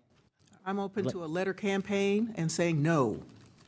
I'm hearing just- from, We need to let them know, we can play ball. We can. I agree 100%. We've let them, we've done that in the They past. have bullied us down to We've done it in the past. We'll 26 continue to times. do We are that. not doing this. Okay, we'll continue to do that. I'm just trying to set your expectations where, My I've dealt with them before in the past. I don't think they're gonna change. It's possible, but, never say never, no, but what Well, I'm hearing a from the council, PR Glenn, Republic. is that we want to reduce the mowing, without, let's 50%, 75%, and see what that looks like, and then, see what you hear from the community. 26 I know is what you're probably gonna too hear, much. yeah. Yeah, we're going, the thing is, you have to realize, we're gonna be compared to other surrounding communities, and they're gonna look at us and go, why is our city looking, because they're picking up trash too, and mowing Right. those areas. They're gonna be saying, why does our city look so junky when this city looks so great? And it's because they're maintaining it, and we're Yes. gonna And be maintaining TxDOT it doesn't less. pick up trash, they mow through it. Yeah, but Yes. our guys who are mowing are picking up the trash, right? Yes. We do pick up the trash, and I can tell you. Yes, you do. Let's talk about our entryways. Let's be specific so that I get clear directive from council. Let's talk about I-20 and 34. Let's see, what sits at I-20 and 34? We have a Quick Trip. Love the business. What comes with Quick Trip? Trucks and trash, and it gets straddled all over the place. I couldn't tell you the number of calls we've gotten. Why is 34 so trashy? Well, because the wind blows the trash up and down 34, unlike other areas of the city. And I can assure you, very few of us can complain about the current conditions of those locations today because they're done so frequently. Now, when we reduce this, if I'm hearing you correctly, that means that we may run through probably maybe once a month, not even once a month cycle if we're talking 8 times a year. So that means what happens to the trash? I've got 4 guys and a supervisor in the streets department. The expectation for those 4 guys, when in the absence of the mowing team, which is in relative to the cost of an employee, we're consumed. We're consumed. So please consider and think about that in your decision. Every 2 weeks, approximately every 2 weeks. That's correct. Now, it does vary because you remember, during the winter months, there may be a little less mowing cycle, but the trash get picked up practically every other week. That's why you don't see trash like you would otherwise. I'm not a fan of the idea of us not picking up the trash, and I want to keep it maintained. I do think we can reduce the frequency of the mows. I mean, I think in the winter time when the grass is dormant, you're not mowing very frequently at all, right? I wouldn't imagine. Very little mowing, Yeah. 100% trash and debris cleanup. Yeah, so 26 seems a little extreme. I think we can reduce it and still have a nice-looking city, but not dramatically. You know, maybe to 75%. To me, this is important. We have to maintain the look of our city. We're in a pivotal time of growth right now, and our reputation as a city is very important. I don't want us to be seen as a city with a bunch Dirty. of junk everywhere. It's just not a good idea. Not a good look for us. So, no, go ahead. No, Councilman. Yes, if you look at 34 and I-20, yeah. Yeah. 35. Is there a way to get back with the council on a reduced mowing amount and what that would look like for a budget? When could we see that? Next council meeting, we'll be glad to bring that forward. Focused on eight times a year, is that what Well, I can get you the calculation. and we're doing 26 now? May doing I 26 now. suggest, what if we just said, hey, Glenn, if you just want to meet budget at 140, what would be, after Glenn's listened to everybody, Glenn's obviously been listening, let Glenn take a swing at trying to give you a budget for the year that's 140, which is going to mean some service cuts, and just let council look at that. And then I would say, in the way of giving options to council, let's let Glenn come back with one that's going to be, say, land at, and I'm looking for a number, maybe Glenn does one that lands at 100? Let people look at the 100 version and let people look at the 140 Yeah, give us version? some Would that be options. okay? That'd be great. Okay, so And let's- also, oh, go ahead. No, go ahead. In the meantime, perhaps Mayor, you and I could maybe we could reach out to our state legislators like Be happy Keith to. Bell, Bob Hall, and just see what the current status of this is. If there's any pressure that they're applying to kind of get TxDOT to begin doing more, and if we can kind of throw our weight behind whatever movement is going on there. Be happy to do that, but I also don't want to miss an opportunity for Donna Renee or Stephanie Holmes Thomas to visit our state or district office and see what they can report back to the council. So staff, can we do that? Set them up a meeting? And Let Mayor- them go and report abs- back? Good abso- luck. Absolutely, we'll do that. I'm just going to list, I think there's 4 takeaways. Glenn's got 2 of them. Glenn's going to bring you a number of mowing cycles and strategy to land at 140. He's going to bring you an option at 100. We're going to set up an opportunity for the mayor and Councilman Robeson to work on the legislative side of it, and we're going to set up staff and Councilwoman Anderson and Thomas to go meet with Yes. some TxDOT folks who can talk more directly to the maintenance issue. Those are our Excellent. 4 takeaways. Yes. I'm sorry, Mr. Sims. Mr. Oh, one more.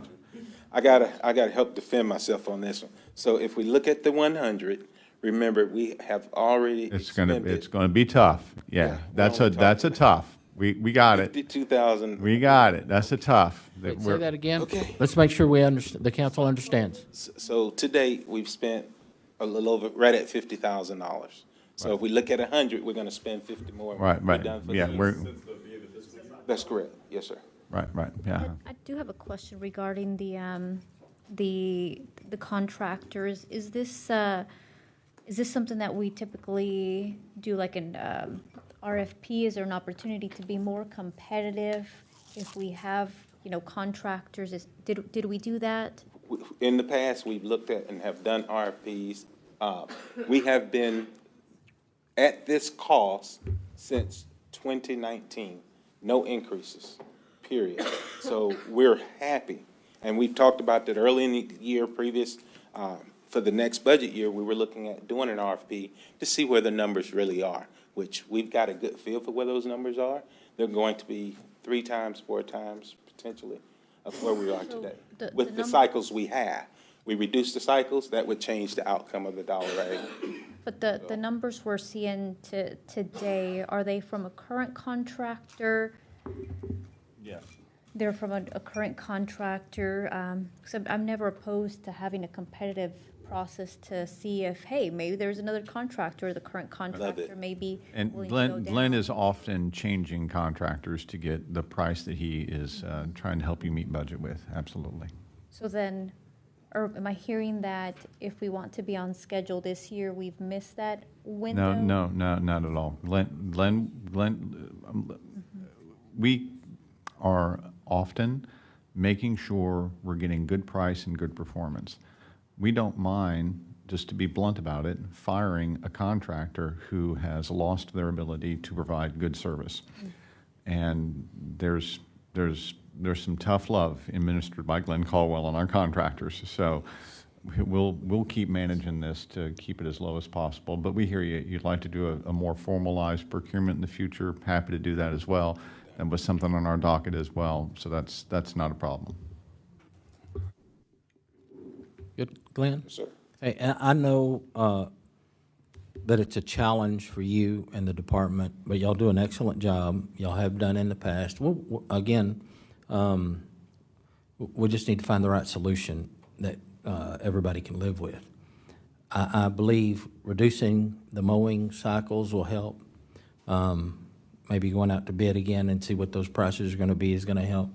Sending our two council members to the left to visit with the district and see what they can come back with, and hopefully we have some good news. But thank you for your hard work. Thank you, Mr. Mayor. Yep. Thank you, Glenn. Thanks, Glenn. Next item on the agenda is discuss strategic plan update. This is going to be handled by our city manager, Mike Sims. So this is actually me and And Omira Mana. Omira, while she's coming up, I'll just say, here's the 7 that we're at now, and what's the goal here? Just, I know council knows this, but so for everybody here in the audience as well, the goal is a 3-year strategic plan covering the years FY26, FY27, and FY28, and over that 3-year period, making sure that council is unified on where we want to go and what things we want to be true in, say, October of 2028. What can we do? These are the themes that we're going at, where we want to be able to say, hey, all of these things are true, and then under this, we'll nest a whole bunch of different goals that help us achieve Authentic Terrell Community, for example, or Thriving United Core, for example. So the goal is to arrange your 2 workshops to match what you're aiming for here. So if I turn to the next page, just real quick on the calendar, March 28th is the first workshop. Workshop number 2 is on April the 4th, and we're trying to make the agenda match the phrases on the previous page. So if you go back to the previous page, let's give Omira an opportunity to discuss where we stand on these and moving forward. Good evening, Mayor and Council. Like Mr. Sims mentioned, these are the unified draft priority outcomes that you saw last time. You also saw the previous individual mayor and council goals kind of aligned with these. So we kind of unified everybody's thoughts into a more overall, like Mr. Sims mentioned. So I've been trying to gather feedback from y'all, see if this is kind of where we want to head, if we have any ideas. I know Councilman Robinson we had a meeting set up and then life got in the way. So I know we still have that to schedule before the March 28th meeting. But if anybody has any other feedback, now is a great time to kind of discuss if you want to go through it, or if you want to set up some time one-on-one, I'm happy to do that as well. So kind of whatever direction y'all want to go in. Okay, council, what do you, any comments for Omira?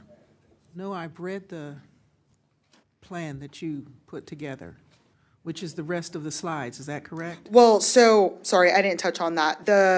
actual staff status report red line that is in your packet. I'm not going to go through that today. That is really just a feedback opportunity from your department heads.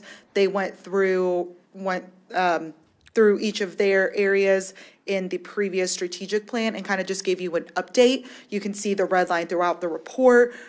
Anything that hasn't changed just stayed the same. Anything that did change, you're going to see that outlined in a red line so you can visibly see it. But this is just for your reference to kind of go back, see where we stand, see what your department heads have said in each department. But since we're trying to kind of go in a different direction with our overall outcomes, this is really just for reference for you. And if you have any questions, I'm happy to answer when you have time to go through that as well. Oh, Myra, I do have one more. We just talked about this during the last item, but something I'd like to add regarding like formalize procurement process with closed bids is making sure that we have a policy and a process for our contracts and making sure that we do have those competitive closed bids coming forth for projects. It can hopefully, save taxpayer dollars even more.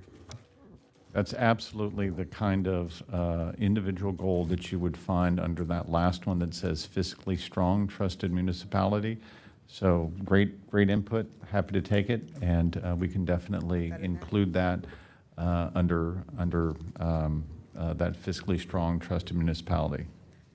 Perfect input. That's exactly the kind of thought we're looking for. The other thing, and I don't want to push out our strategy plans any further, but this at the same time, the strategic plan is something that is really important. It is set by the governing body, which is the mayor and city council, and it's the strategic plan not just for 1 year, but 3, 5, 10 years or longer. And so it should be something that we are spending quite a bit of time, and kudos to staff for every year we've done this over the last couple of years. I feel like the process continues to get better in how soon we start obtaining feedback from staff members, reviewing what was in existence previously, the redlining, where I feel we could take an additional step to improve our strategic planning process. And I speak from different experiences, whether it's EDC experience with consultant we have in our 5-year strategic plan, or the healthcare strategy certification that I just earned for my 8 to 5 working job, other initiatives that we've done, other strategic initiatives that we've done in the city of Terrell, but really having and working with partners like a consultant. I would be more than okay to take some money from our budget to have it allocated to individuals that are experts in helping drive a strategic plan, or perhaps going after grant dollars to help continue to improve the strategic planning process. So just to make sure I communicate clearly, this particular year, we budgeted for this to be an in-house effort. So I just want to be clear about that for this particular year.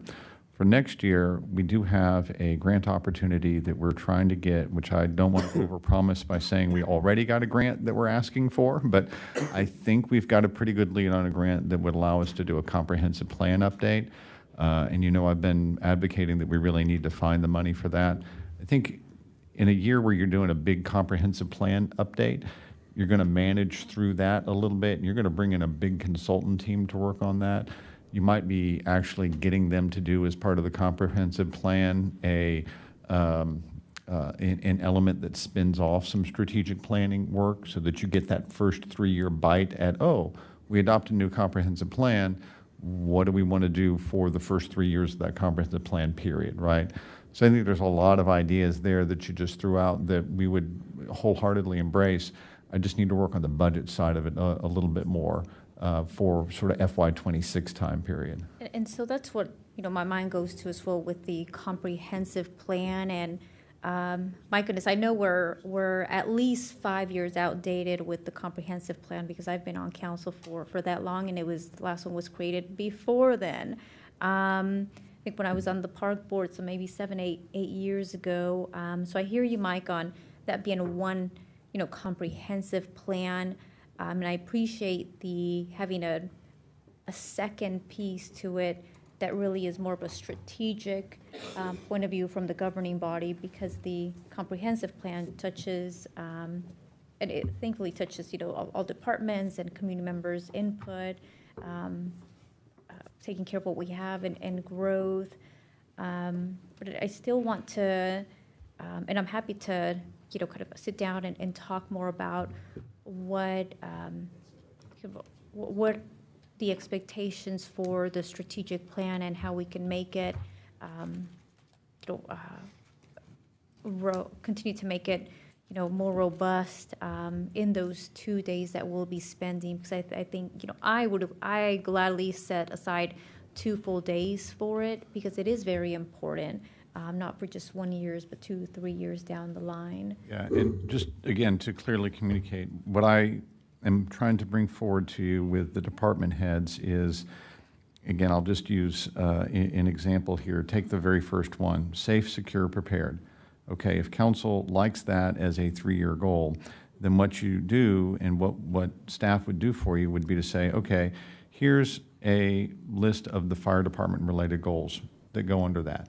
Here's some of the specifics, and because it's an easy to think of example, hey, we're going to open fire station number 3, we're going to staff it, we're going to do these things operationally in it, you're going to make sure you have such and such training programs in place. A lot of tangible things can be then put under that family of safe, secure, prepared. Here's the tangible thing we're doing in the fire department, 2, 3, whatever it is, goals that we have for fire department, and they have benchmarks, deliverables. We want to get that done the first year. We want to make sure that that grant application doesn't slip, whatever it might be. And so I think if I could land O'Mara with the 7, 8, 6, whatever the unified priority outcomes are that folks are comfortable with, it becomes a fairly straightforward task for staff to then say, okay, great, we can show up and make your time as useful as possible on those 2 days by preloading some of the old goals, give you some staff suggestion on new goals. You guys will obviously come with your own thinking on goals about, well, wait a minute, I want to see this happen in the next 3 years. So I think we'll generate some really productive meetings that way.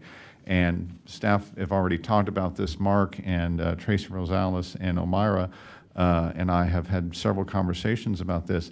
Our goal is not to read you a bunch of PowerPoints or read you some goals. We'd like to be able to get a briefing book out to you early enough so that you can say, okay, safe, secure, prepared, we all kind of like it. Let's only talk about one of those goals because the other 3 we really like. And okay, let's move on to authentic Terrell community because maybe you want to spend more time there and move through that. Sustainable quality of life, well, that's going to cover the affordable housing piece. I get an odd feeling that under sustainable quality of life, you're going to have a long conversation about what are your affordable housing goals over the next couple of years. So I want us to be using your time wisely for those 2 meetings by letting you sort of pick and choose, okay, we like those goals, let's not spend time with the staff presentation on them. Let's take the ones that are meat and potatoes that need a lot of discussion to get over to the next mark. That's how we're seeing this in our head about those 2 days, okay? So, No, I think that's a good plan, and I know when you create a strategic plan, and I'm not saying this is us. I think there's times where strategic plans get created, and sometimes it's just a plan that's on a bookshelf, and do you actually take that off the bookshelf? I know that's not what we do here because we do have items we've been checking off each year of the strategic plan. But some of the things that I don't know that I think would be helpful to know is after it leaves us, like in what type of presentation does each department how does it translate to each department and presented by, for example, the directors to staff members, and how is it then tasked to individual team members so they clearly know hey, this is the task that's assigned to this team member because you're an expert in this area, and I just don't know that that's happening. And some hearing and seeing that would make me feel a little bit better than, hey, you know, it's not totally. How does council direction filter down to action? Yeah. By the teams. Yeah. But thank you. Yeah. Okay. Quick question. One of my biggest directions I'd like to give staff with regard to this particular task, I want us to be very intentional with our language, if we can be. I want to avoid word salad when possible, because I think that it just kind of gets us nowhere. We kind of just end up doing things in circles. There's no real direct intention expressed. For example, on the sustainable quality of life. When I think of quality of life, of course, the housing piece is big, but also I think I want Terrell to be fun. You know, I want to have fun things to do with my kids. I want to have fun things to do with on a mom and dad date night. So, and I don't know what that's got to do with sustainability, you know? So to me, when I think of sustainability, I think about recycling. You know, I think about, you know, I want to make sure that our language is very intentional with regard to what we're looking to do in specific, because otherwise people just kind of look at it and their brain goes to screensaver. You know, we need to have a really clear intention set here. So, and I'd like to meet with you too to kind of, I've got some ideas I want to add it to the plan, but we'll discuss that one-on-one and get those included. No need to bog us down now. All right. Thank you. Anyone else? No, I'd like to sit with you, Omara, and be a little bit more specific in whatever the goals are for the next 5 years. Strategic planning is a robust endeavor, and I don't want us to just say it looks pretty on paper. I'd like us to be a little bit more actionable and worthy of who we say we want to be. But thank you I really like how you think through things, though. Thank you, Councilwoman. All right, thank you, Omar. Our next item on the agenda is discuss Parks and Paddock plan for FY25. Director of Public Services, Glenn Caldwell. All right. Mayor, Council, here before you again. This is a joint effort, I'd say, between the Parks Department and the Paddock. And thanks to Raylan and all of her support related to this. And here we go. Work comprehensive plans. These are real-time components that you can look at and hang your hat on to see where we're going from here. 5-year work plan, currently it's 2024 to 2029. The updated annual, obviously, will go through 2025 through 2030. The city park plan is from 2017. That's definitely one we need to consider moving forward and seeing where we go next with our park system. Comprehensive plan 2017. There are estimated expenses that'll go along with that we'd have to look into to see what we're willing to spend for those particular components. Land use park update via grants in 2026. We definitely want to capitalize and take advantage of grant opportunities to assist our land use as well as park updates. Research federal grants. We can get federal grants. That's a win-win for the community. Park dedication ordinance updated. Yes, it was updated in 2018, and it's definitely one of those components we can always look at considering in the near future. Grant review and partnerships. Current grants, we have Crossroads, which thanks to you all, we're making progress. That's a 50-50 cost share. We discussed that previous. Thank you, Ben. Kings Creek is a grant that we're working on. We procured Zollers in a previous council meeting as our consultant. We will be coming back here in the near future with a rendering. Olive White is a possible expansion through the developer and pending opportunities. Town Square, Downtown Pocket Park, Stallings Addition, Blanche High Neighborhood Park, Wildwood Nature Preserve, trails of in various locations, as well as, again, the park plan update. Paddock funded improvements, hooray, hooray. Current projects that we were able to complete up to date is the tennis court, pickleball court, and as well as we'll be installing the neighborhood park signage, which we tried to start this week, but Mother Nature said, no, you'll wait another week. Disc golf, hooray. That project is completed. We will need to do some backfilling around the launch pads, But Mother Nature again said, do not bring trucks throughout our park system because we'd create more damage. So that'll be something we'll do here in the near future. If you haven't played disc golf, it's pretty cool. And it's a great workout. Future possibilities, future projects, Brushy Creek, which is adjacent to North Spur, the Arboretum off of 148, athletic fields, multiple throughout the city of Terrell, Youth Sports Tourism Center, Ben Gill expansion, Old Terrell City Lake, which is east of 429, north of US 80, Wildwood Nature Preserve, that's behind the state hospital, and neighborhood parks. Those are possible future projects. Again, here's some quick, beautiful photos during the construction of these amazing courts, thanks to the park board and the paddock board. There's the disc golf. If you look at the picture on the left, there's the basket and then the launch pad with the signage. And there is a website that our course is available to the public right now. Again, there's a photo of our park signage for our neighborhood parks. They'll be installed any day. Remaining deferred maintenance. You've got a picture. We want to talk about that first. On the left, the current diving boards have been deteriorated. We lost one of the boards. They're out of compliance. They're being replaced. We're waiting on the weather to allow the contract to get in there to replace those diving boards. There was 2, and there will be 2 shortly after the construction is completed. All the white bathrooms, obviously, there are none. That's something we'd like to look at in the near future. Ben Gill Baseball Complex update. We would love for that location to be considered as a possible improvements to be made. All park roads, our park system roads are deteriorated, and we really need to give them some TLC. Always can use maintenance equipment, playground equipment, growth, growth, growth, expense, expense, expense.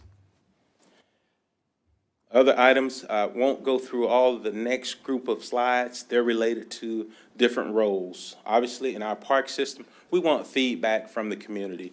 And one of the ways we'd like to implement that is creating QR codes people can click and send feedback. Just encourage information. How can we be better? How can we better serve you, the community? Again, here's some of the roles of our staff and volunteers. You can thumb through some of those examples of what volunteers do. Breezy Hill Association is a great example. They assist with cleanup. After events, if there's rentals, they provide support with that. They also assist with purchasing components for the community center and so on. That is a neat program. Staff roles, a host of tasks that we're responsible for. And thanks, and I don't say this very often, but I am blessed, and we are blessed to have an awesome park staff. We love those guys. We love what they do. We do. And they're working when you're sleeping, believe it or not. Okay? And if there's any questions related to these slides that I'm thumbing through fairly quickly, please stop me or at your leisure, give me a call and we'll discuss those. Again, one of the main focuses I want to put emphasis on is we love donors. If we can get donors, corporate donors, grant opportunities, philanthropists, in-kind contributions, these are win-win opportunities for the city of Terrell. Contractor roles, they've got roles that we appreciate and look forward to construction and infrastructure that we need throughout our park systems and development. They're key players. Environmental sustainability, yes. I think Mr. Councilman over here, Robinson, talked about creating landscaping that costs minimal mowing, minimal attention to detail, nature, creating a soft area that can be managed with minimal efforts from our staff. Recreation and events, obviously we're making some headway with some of the things that we're doing with the disc golf. Again, we need outdoor fitness. There's not enough of that. We'd love to see that. Having concerts and festivals throughout the community, different areas of our park system would be great. And again, I included in there our organizational chart with our staff that I am so proud of, along with our pool staff. And in closing, I'll say this, the city of Terrell, and this is something I put in the presentation, the city of Terrell is actively pursuing the enhancement and expansion of its parks and recreation facilities to meet the needs of the growing community. As of now, the city of Terrell has not listed specific job openings within the Park and Recreation Department. We are at capacity right now with staff. Terrell's commitment to enhancing recreational amenities and ensuring that the Parks and Recreation Department is adequately staffed to serve the community needs is vibrant to our sustainability. And I'll close with that and open for questions.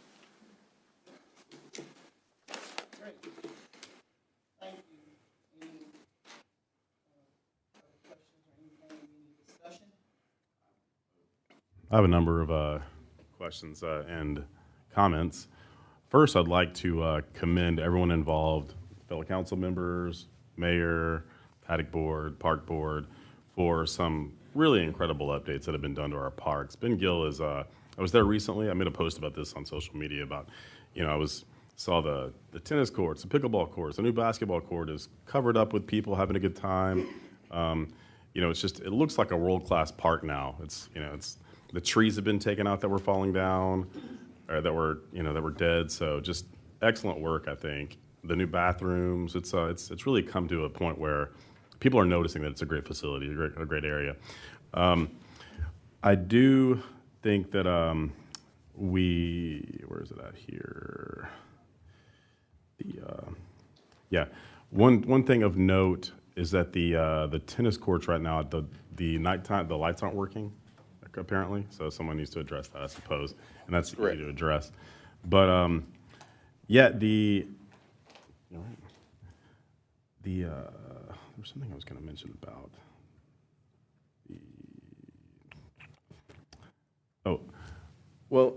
so when something is going to be funded by the paddock board, just to kind of put this piece out front at first. So when we're going to fund something, if it's going to be over $50,000, paddock has to come before council for approval for the funding for the project, correct? Correct. Yes, sir. Okay. And that's the case with everything that's been done here, I believe, like the basketball courts, the pickleball courts, the tennis courts, et cetera. Okay.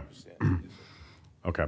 And with regard to the town square, so I noticed what's that listed as on the presentation? Future endeavor. Future.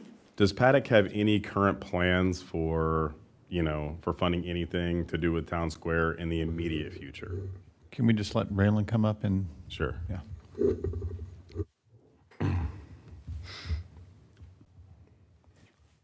So a lot of the participation in conversations that we've had with Paddock about Town Square in particular are going to be a lot of those, the cost sharing with the grant. So when we talk a lot about the complete streets, or we talk about the Chrissy grant for the railroad crossings, a lot of that ties into your town square.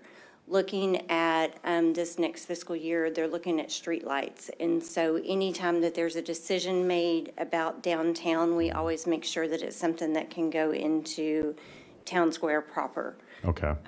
So they get constant updates on town square. We're being very strategic about how we get to that greening phase, about how we get the infrastructure around town square. They've got their eyes on the silo project, definitely wanting to add water features. It's just a matter of the timing and getting the land ready for a paddock project. And that's why I mentioned it specifically, is because of what was discussed tonight from our downtown business owners. Is I think part of the issue with downtown is if there were more things attracting people to downtown rather than just shopping. If you were bringing your kids down to a splash pad, you'd also stop and you'd shop. If you were coming down to, I think we discussed a little kids center down there, like a trampoline park or something like that, in that building, they might shop because you're bringing your family down there, right? So I would like to see Paddock do something in that area to give us some attraction to that area as a gathering place, because it'd be good for our downtown businesses. There are plans moving forward whenever you start looking at fiscal year 2026, some ideas of how we plan to start rolling out some of those improvements. And so a lot of that's going into this summer's planning. So you're going to see a lot of that start to come to light. Your paddock, speaking of, doing particular events downtown, looking at that lot there at Rockwall and Moore, they've got ideas of how to make that a more park-esque environment. Because we do know that that's where we're hosting some of our events, making sure that we're utilizing the space there on Adelaide, and just event setup and things like that. So we're starting to make some of those adjustments as well. Okay. Thanks, Raylan. Anyone else? Glenn, Yes, ma'am. how many employees did you have to take care of the parks? Our parks are not decreasing, they're increasing. And how many employees did you have to take care of what we had in the past? Well, we've had 5 employees in the Parks Department for some time now. Obviously, due through nutrition, people transferring out or moving to new jobs, we've been down to 3, 4 from time to time. If someone takes off, obviously that impacts the team and the workload. Okay, so we have new parks here. You're maintaining what we have, but we have new parks coming. So is there any plans that you are having to increase your staff to take care of what we are doing, or are you relying on contractors? In interim, we are relying on some contract services, and obviously in the future, as council see fit to, and the city manager see fit to expand staffing according to the volume of responsibilities that we have, then we'll be excited to receive that support. Oh, thank you for that diplomatic response. You need staff. I'm sorry. Trees, bathrooms, grass, bathrooms, courts. Field preparation. I would like to see you put in the budget additional staff. I'm just one person, but I like our parks. And with what you have, the people that you have working need help. And I am speaking for them. They need help. You cannot do, we love our parks. Terrell's citizens love our parks. They are well used. Understood. And so to maintain that, you need staff. And I would like you to put forth the effort. Put on your boxing gloves. Make it happen. We do constantly. Please. Thank you. Thank you. Glenn. Councilwoman. My style is typically to give feedback versus like kind of blasting here on city council, to have that working relationship and work towards a problem solving, and hear about what you're doing already in the space that maybe I or residents have seen or expressed a concern, but one that I've expressed previously, but I want to bring it to light again, because I did have residents in the city of Terrell that were saying we would love to have new playgrounds, and I'm like, well, we have one new playground at Bengill Park, and then we've added shadings, we've added lighting, so trying to make sure that we highlight the good things that we've done as well. But I would also agree with looking forward for some additional improving the playgrounds, replacing or adding on to what we have. Like I think about, oh my goodness, Breezy Hill Park, and some of the outdated, it's what do you call it? Like the bridge that the kiddos walk on, and how we could improve that or replace it. Look at for our parks, if we have, like I'm thinking about Kings Creek, we have what I would call more of like an elementary type of play area, but looking for opportunities to continue to grow and build upon what we have. And if we're noticing that, man, they're just outdated, replacing those with something new. And I know that means, hey, you're looking for funding. So I want to be, continue to be more and more supportive on the city side. And then also, having those conversations with our partners like the Paddock Board for those newer playgrounds, because they are things that our community members are asking for. And I agree very much so with what Ms. Donna Renee said, because I can visit every single one of the parks, and we either have kiddos at Stallings Edition throwing a football around, or at Arlie White playing basketball, walking around the track, Kings Creek. I think a little less activity there compared to the rest, but we're working on a walking trail, and I have a follow-up question I have a question for that, and then I'll be done here. But because we do have so much utilization, and individuals are looking for some of that connectivity and being out somewhere where it's nature, and so I would ask that we continue to look at replacing or adding on to the playgrounds, and would ask for like the council support and looking at funding in our next budget cycle for continuing to add on some playgrounds. Shifting to Kings Creek here, wondering, can you remind me, where are we at with in the process of the contractor that we have, in the time frame now that we've awarded the contract? Remind me, where are we at with the work that they're doing? Thank you for asking, Councilwoman. We currently have received the first 3 drafts. I asked the consultant to narrow that down to 2 drafts to bring forward.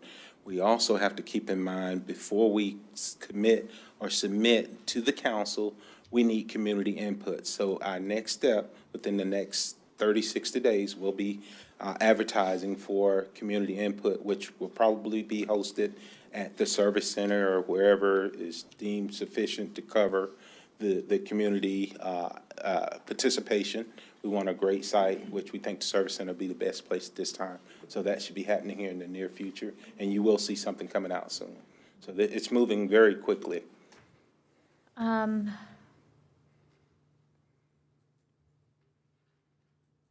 The contractor, when they came in, they were very much so willing to partner with me as a council member to host the community event, the meeting, to get feedback.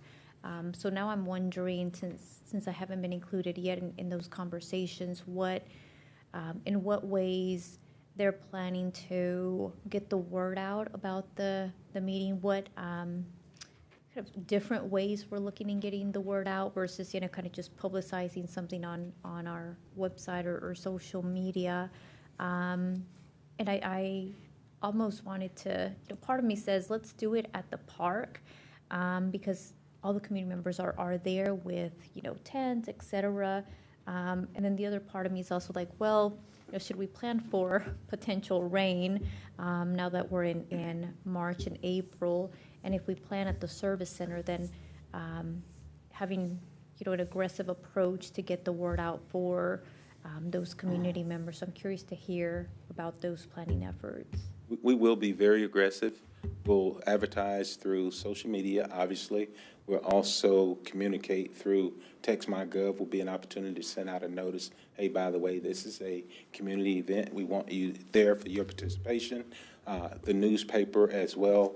And every opportunity we get, we will reach out. We have a aggressive park board. They're going to assist with communicating. And I'm asking all of council, if you have social media, put it out there. We'll get that information to you quickly so that there will be plenty of time, plenty of notifications, and constant, repetitive notifications, so people are aware.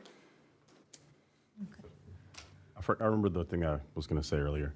Mike, you and I had discussed, actually, I wanted to say, I appreciate, first of all, that when I mentioned the half dismantled playground equipment by the stadium, by the Chamber of Commerce, getting that torn down, you guys jumped right on that and got it torn down. And it's kind of a safety hazard for a while. The thought was potentially utilizing that area as a dog park location, potentially. Do we have any update on that, or is that a paddock? We are, no, I would say that one of our goals was to kind of polish our numbers on that. One issue is, of course, build the fence. Glenn did get some preliminary information on that. We want to polish that just a little bit more before we send it out to council. So that's coming really soon. And then, of course, there'll be maintenance obligations of the dog park, and we'll send you a little bit of number on that as well. So we'll have that probably less than 2 weeks. I can tell you have a lot of happy constituents out there if we get that done. Dog park is something I hear requests for constantly. And I know there's a maintenance piece of that that's challenging, but hopefully we can kind of figure that out in Yeah, the budget. great input, absolutely. Anyone else? All right, thank you, Glenn. Yes, ma'am. Is there a motion to recess? I need a 5-minute recess. Have a motion and a second? We're in recess.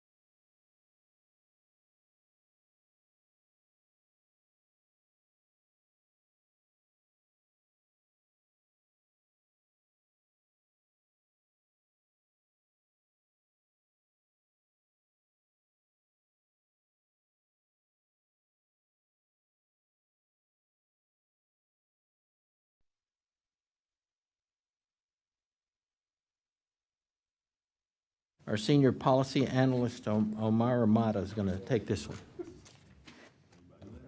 My clicker isn't working. Are we on? Oh, I'm sorry. Do I need to do it again? Do I need to do it? Okay. We're going to reconvene into a regular city council meeting. At this time, we're going to move on to item 6.1, discuss and consider legislative resolutions. This will be our senior policy analyst, Omar Mata. Mayor and council, my clicker will eventually work, but I'm going to go over 4 things really, really fast. However, there's only one of these things in your packet. So let me start with that one, and then we'll go through the other 3. So it has been discussed that we wanted to find a way to honor Officer Jacob Candenosa, and we figured that what better way than to take this to the state level and get it passed for a State Highway 34 in the city limits, for it to be renamed as Officer Jacob Candenosa Memorial Highway. There, in your packet, you'll see Resolution 2212, and that resolution is basically up for council consideration. If you do wish to support the renaming this, we are going to take it to the state legislature and see if they will kind of move that forward and make it there. It will be a sign that is posted. There's a lot more information that goes through that. We'll get through that process, but this is basically your starting point that we can send to our representative and our senator and say, our city council is wishing to do this. Here's a formal resolution. This was passed and approved, and we can go through there. So that is something that you can make an action on right now. I can go through my other 3 items. No, let's go ahead and do this one, resolution number 2212. Is there any objection to moving forward with the Candenosa renaming of State Highway 34? No, sir. No objection, so we'll move forward with it. Is there a motion on resolution number number 2212? Motion to approve resolution number 2212. There's a motion. Is there a second? Second? We have a motion from Phil Robinson, Deputy Mayor Pro Tem District 5, a second from Donna Renee Anderson, District 2, to move forward with resolution number 2212. Is there any further questions, objections? Questions? Hearing none. All those in favor, let it be known by stating aye. Aye. Aye. Any opposed? Motion carries unanimous vote of those present. Our next item on the agenda. Oh, no, you've got I have 3 more Okay, things, go ahead. and then I'll be done, I promise. Similar to a resolution, we had previously discussed the school board going out for a bond on the May 3rd ballot. We got a presentation last night from the school, kind of wanted to know how council is feeling, if you would like me to come forward at the next meeting with a resolution in support of that as a unified council, if you wanted me to bring forward letters of support. I just kind of need feedback on that, whether it's now or email or later on. And then on my 3rd item is we requested some feedback and more information on the Kaufman Juvenile Detention Center that is also up for bond on your May 3rd ballot. They will be coming forward and giving council a brief presentation, kind of a Q&A on your April 8th agenda. So that is on the docket. And then we will be going to NLC next week. I talked to Councilwoman Anderson earlier about if you have any personal meetings or anything specific that you are wanting to do while you are up there, whether that is in a pair or individually. If you will just let me know so I can kind of work on setting up those meetings. I know Councilwoman Anderson discussed about setting up a meeting regarding housing. So just little things like that. We have meetings set up with our senators as well as Representative Gooden. And so we'll be working to finalize those meetings to get those going. But if there's anything else that you have, please let me know and we'll work on getting that. And that's all I have. I'll ask the council if you would consider a resolution for the school district and for the county for their juvenile detention. If we decide to move forward with that, reach out to Omira, let her know what you're thinking, and then when they come do their presentation at that time, I think would be a good time for us to pass the resolution. I'll have a When they do that resolution ready for presentation. consideration. Yes, sir. Okay, cool. All right. I just want to say I appreciate, Omira, the work that you do to read all the information that comes across your computer to keep us up to date. And I really do appreciate that. And there are not enough words to say that. Yeah. Thank you. Yep, she does a good job. Anything else? All right, thank you. Yes, sir. Our next item up for discussion, there's three, and they're related. It has to do with the obligations regarding our bond, our Series 2025A. This is going to be handled by our Assistant City Manager. We do need to read into the record, though, what we're doing.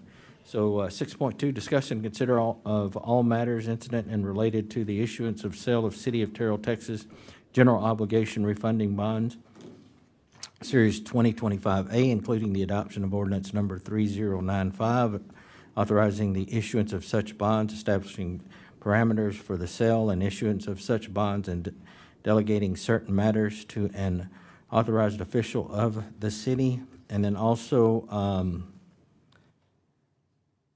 the 6.3 is discuss and consider of all matters incident and related to the issuance and sale of City of Terrell, Texas general obligation refunding bonds, taxable Series 2025B, including the adoption of an ordinance number 3096, ordinance authorizing the issuance of such bonds, establishing parameters for the sale of and issuance of such bonds, and delegating certain matters to an authorized official of the city.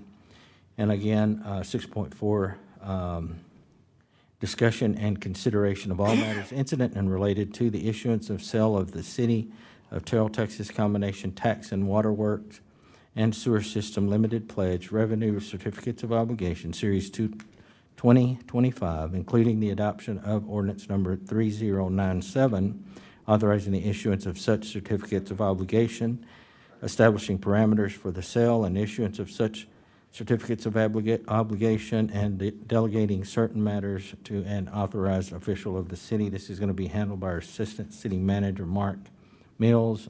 Also, Jason Hughes, Hilltop Securities, is here. Mayor, Council, good evening. I'm going to take the first part of the presentation. It'll cover 6.2, 3, and 4, and then I'm going to turn it over to Jason Hughes, who will provide you some additional information. So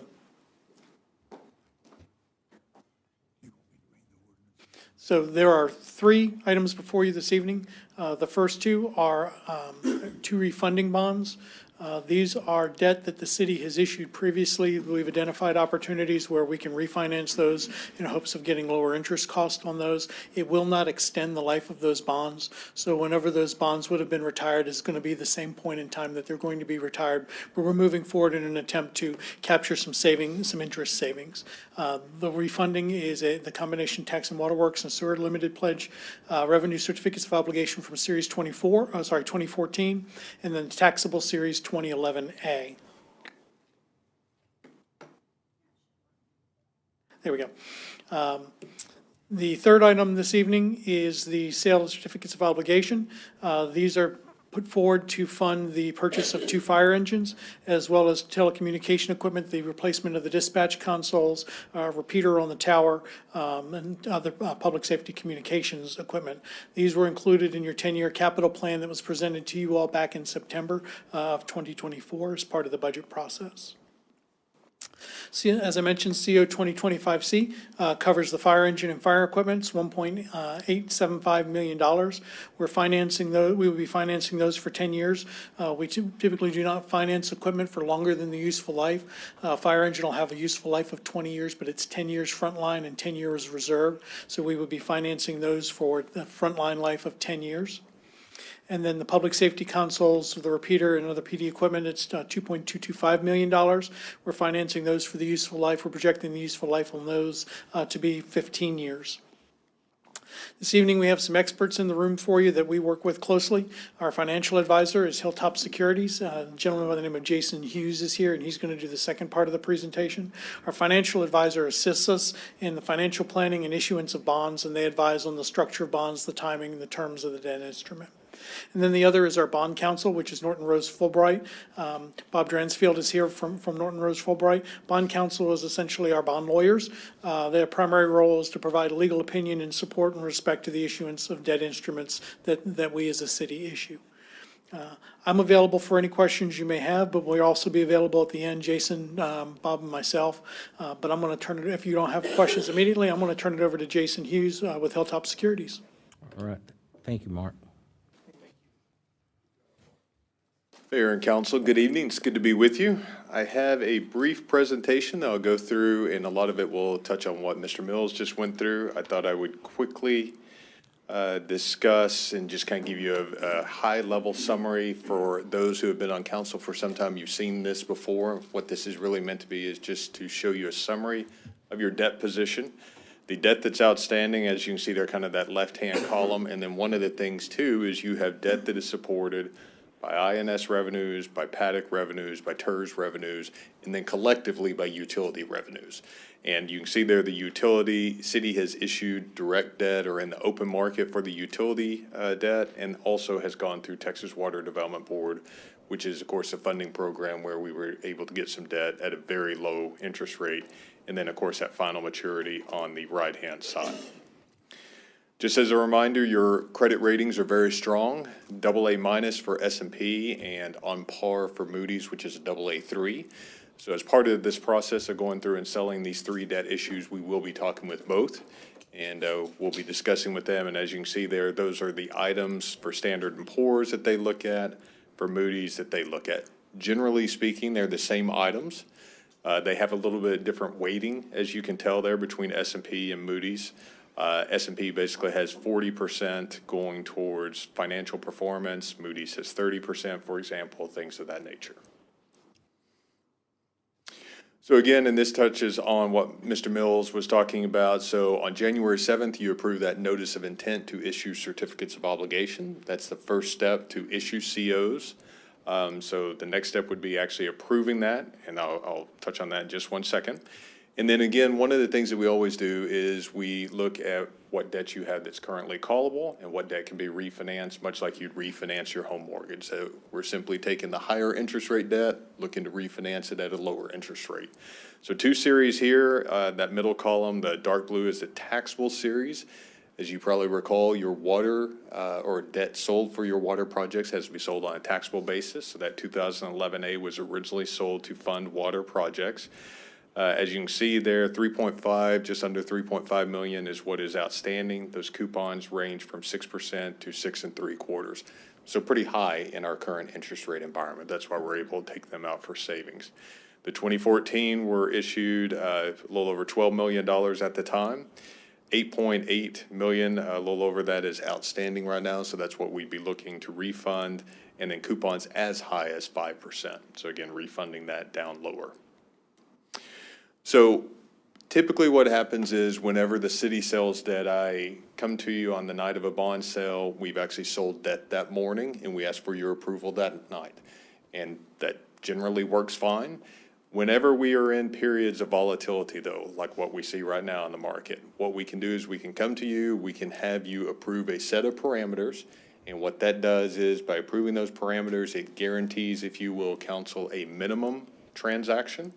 And what it allows us to do is, as we're going through, as we're talking with the rating agencies, as we're putting together the offering document, at that point, once we get ready, we can jump into the market and price those bonds and the certificates on, in theory, the best day possible.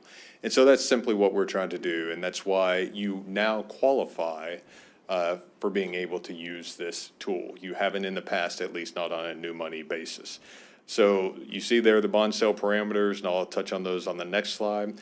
One of the nice things about this is your pricing officers, which is the city manager and the director of finance, can only approve each bond issue if all of those parameters are met. So if there's any single parameter not met, then we cannot move forward and price those bonds.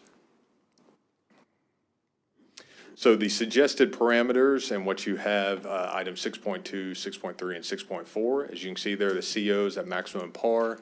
That matches what you have already approved in the notice of intent. Maximum interest rate of 4.5%, and then a final maturity, as Mr. Mills talked about, 15 years. Of course, that other component will be over 10 years, but the maximum maturity is 15 years. The taxable refunding and maximum par amount of $3.7 million. Maximum rate of 6%. Net present value savings, all that is a metric by which we quantify, if you will, those refundings. So we have to have a net present value savings of at least that 2%. And then, as Mr. Mills did state, we are not extending that term any.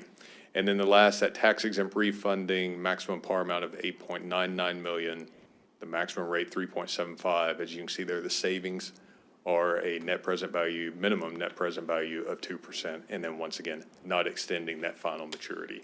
I will tell you, just to give you some context, you see those minimum savings numbers. That taxable refunding right now is 2%, or the minimum's 2%. Right now, it's closer to about 6%.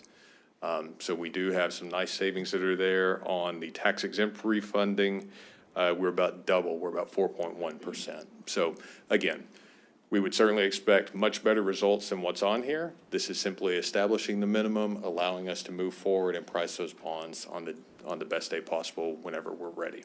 So with that, that is my presentation. I'd certainly be happy to answer any kind of questions you may have. No, I think the right thing to do is to save some money here. And again, with the minimums, I think we'll do better.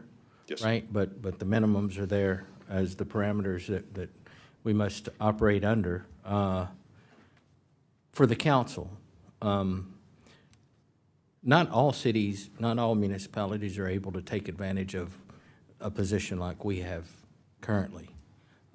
So again, it goes to how we've done business in the past and where we are today with our rating system that allows us to be able to do this. Yes, sir. I think that's important, and it shouldn't be taken lightly that we've managed well our position as a city. And so we're very strong, and we need to continue to move that direction. So thank you for that report. Does anybody have any questions? Yes, I'm new. I have not seen this before, and I'm still trying to understand everything that you just said. Yes, ma'am.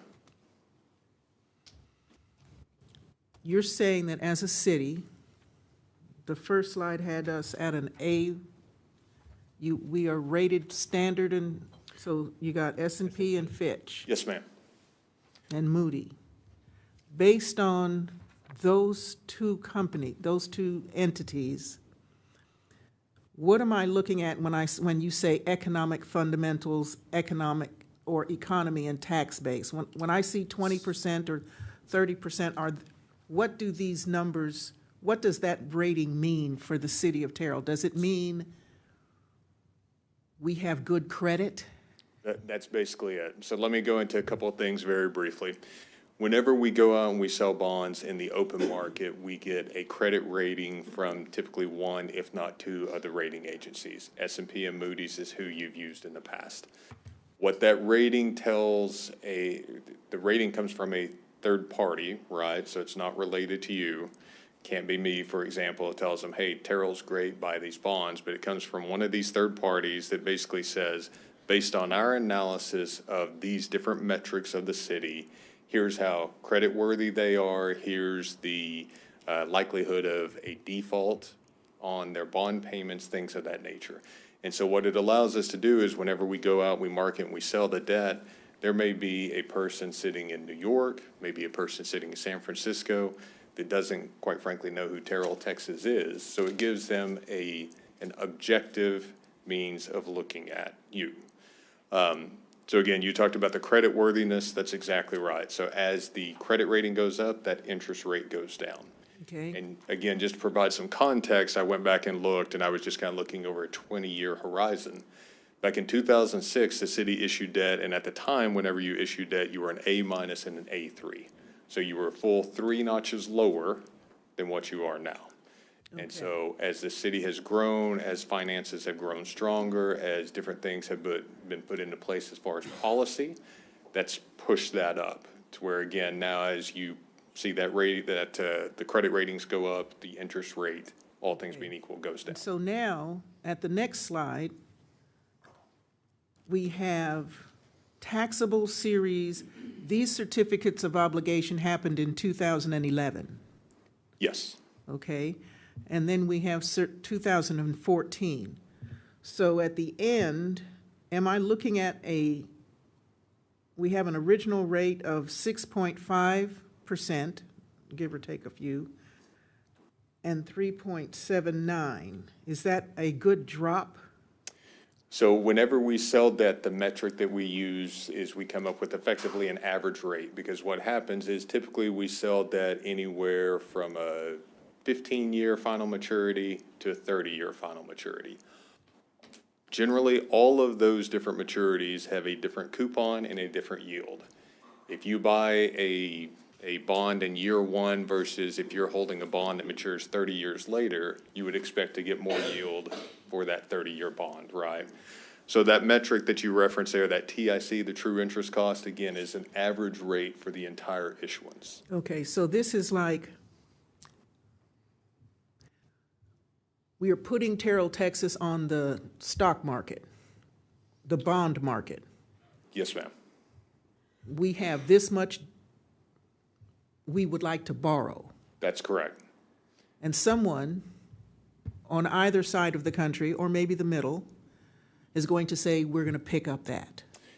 We're going to give them the money. Yes. So you are going out saying we have a need for, let's just use the certificates of obligation. So you pass that notice of intent for $4.25 million. So you have told the market, we intend to sell up to $4.25 million worth of certificates of obligation for public safety needs. And so you have investors. Those investors could be the proverbial mom and pops. It could be bond funds. It could be banks, insurance companies. So investors, again, all over the United States, that whenever we go out and we market and sell the debt, will come in and say, okay, based off of financial aspects for the city, operating aspects for the city, credit rating of the city, we are comfortable lending them money, and we will provide them what's called a bid to buy their bonds. So we have a group of people that are going to buy our debt. Yes. People or corporations, yes. Now, there's something here that I have a question for. This is the language included is in the notice is a local government code statutory requirement. My concern is it's against the water and sewer thing. So is this on the certificates of obligation? Yes. Yes, ma'am. So under state statute, and certainly Bob Dransfield can talk about this as well. Let me take a step back. In Texas, the way that Texas law works as far as issuing debt is you have to have statutory authority to do so. And so what happens whenever we go to issue debt, Bob and his team, myself, are looking at what is our statutory authority to issue debt based off of the type of debt you're issuing, the project you're issuing it for, things of that nature. One of the things in the CO statute effectively says the security for the certificates of obligation are ad valorem taxes and some kind of revenue pledge. In this case, it's a revenue pledge of your water and sewer system. That's the security to the bondholders, right? Those that are going out and buying those bonds. You, the city, can use any legally available revenues to repay that. So that's the difference in that. So But the statute says we have to have something that's definitely a revenue generator for the security pledge. for the security, like a mortgage or a car loan. Bad analogy, but I get the picture. I think the mortgage is probably the apt analogy, because if you think about it, most people don't have, $400,000 to buy a home, right? So they enter into a mortgage, typically a 20 to 30-year mortgage, to purchase that asset. Okay. Same thing that the city's doing here. You're going out, you're purchasing or using it to purchase and construct assets in order to do that. But because we have a good rating, we can borrow more money. That's not a good question. Because we have a good rating, our ability to procure bonds is good. I would say that your ability to procure bonds at a lower interest rate is good. Okay. So one of the things that the ratings take into account, if you look at both S&P and Moody's, so S&P has debt and liabilities, which is 20%. Moody's has leverage, same thing, which is 20%. Said another way, simply if the city were to go out and just start issuing debt, At some point, that's going to impact the credit rating, or at the very least, it's going to put a downward pressure on the credit rating. So just simply having that higher credit rating doesn't mean that you're issuing more debt. It just means that the debt that you choose to issue, you counsel, you can issue it more efficiently, i.e. at a lower interest rate. Which is what we're looking for at this point. At this point, we're looking to fund new construction via their certificates of obligation and then refund 2 existing issues for debt service savings, lower payments. Okay.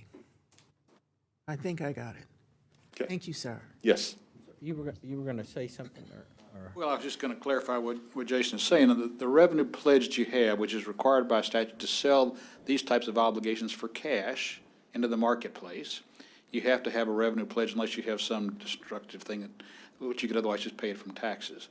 And I make the distinction between a revenue pledge and the use of revenues. So typically, you would have a revenue pledge of a nominal amount, $1,000, $2,500.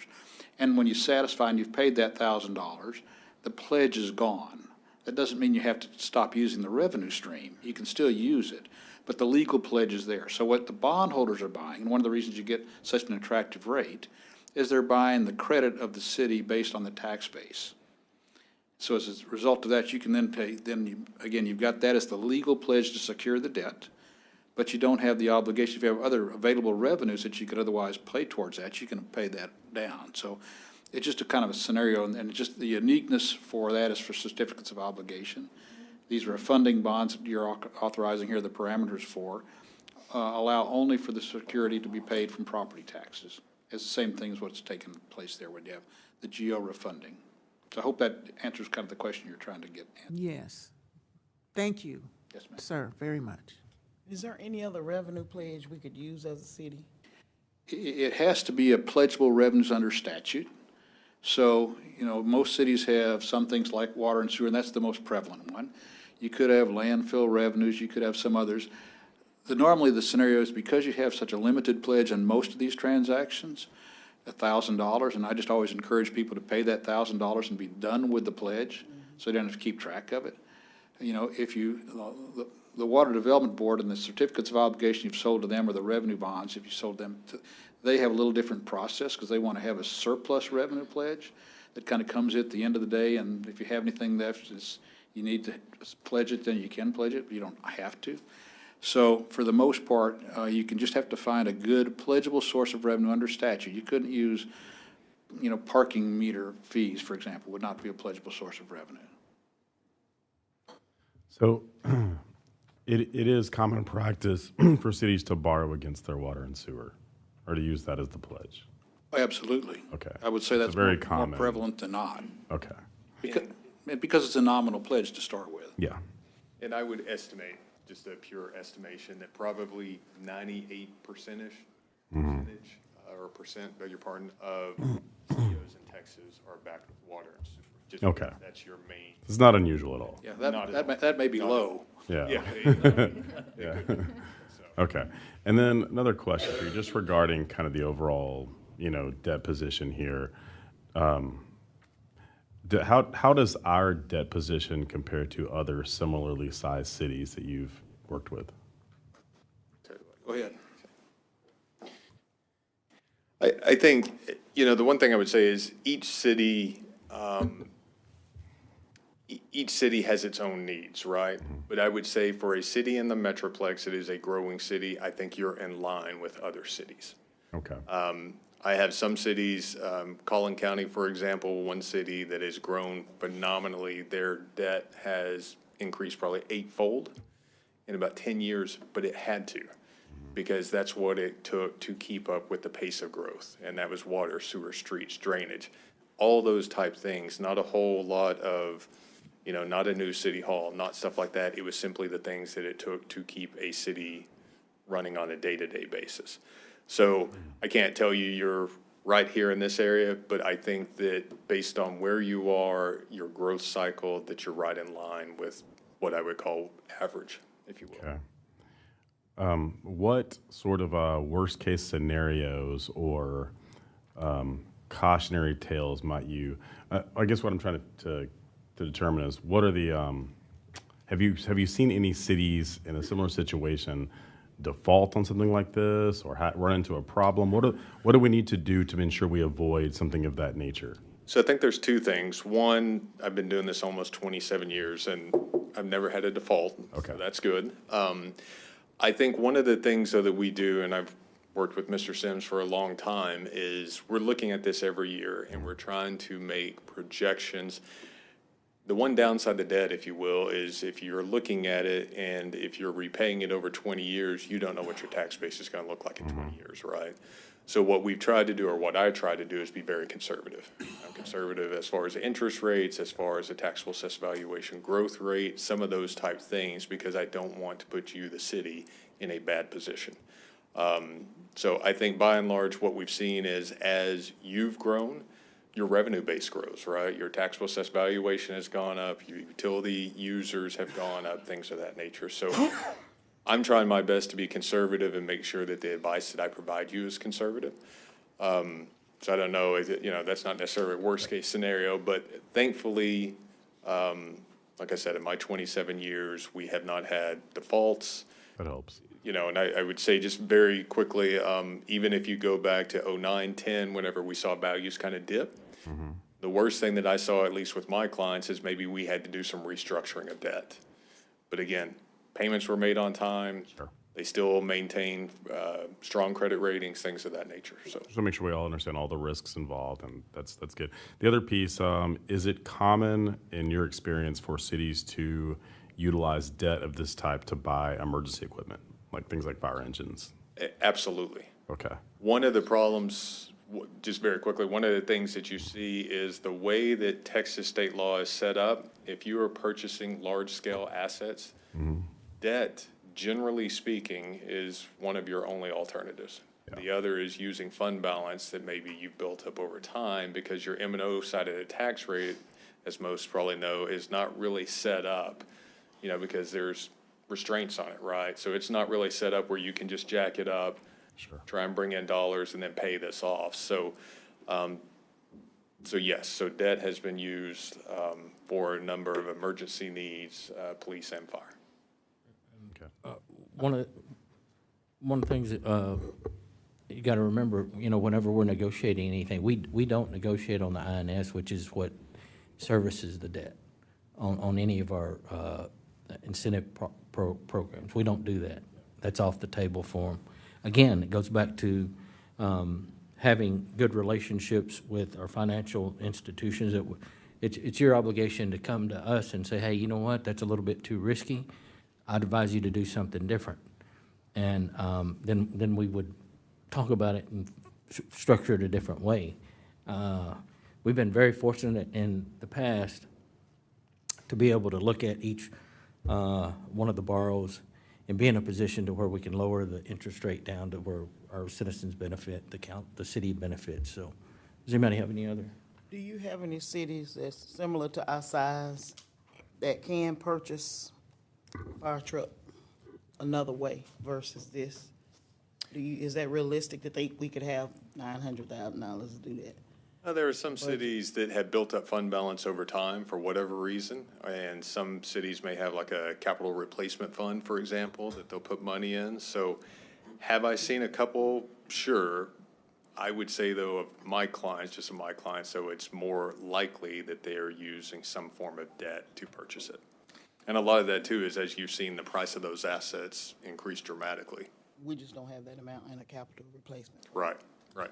Okay, another question is, let me make sure I understand this. The 1.875 is for the fire trucks, and the 2.25 is for the public safety consoles, right? Am I reading that right? And the repeater, yes. Okay, so when we add those, that's like about 4 million, a little more maybe, but that amount is gonna be added to our outstanding principal. So now in my mind, we're gonna, instead of just 110 million, it'll be like 14 or 15 million now. Approximately, once we sell the COs, yes. And it's normal, like you said, to have the bonds for like 15 to 30 years. Because when I look at this, it's been 14 years, and we borrowed, and the amount was 4.6, and we still at 3.4. I mean, maybe I'm not understanding the way it's coming down. Like I thought it would be, we almost halfway through it, and I guess we got to have more of the principal paid, huh? So there's a couple of things. Each series that the city has sold historically, we've always looked at and looked again at the asset or assets that are being financed, and then match the repayment term with that. So as Mr. Mills talked about, in this case, 10 to 15 years for the two asset classes.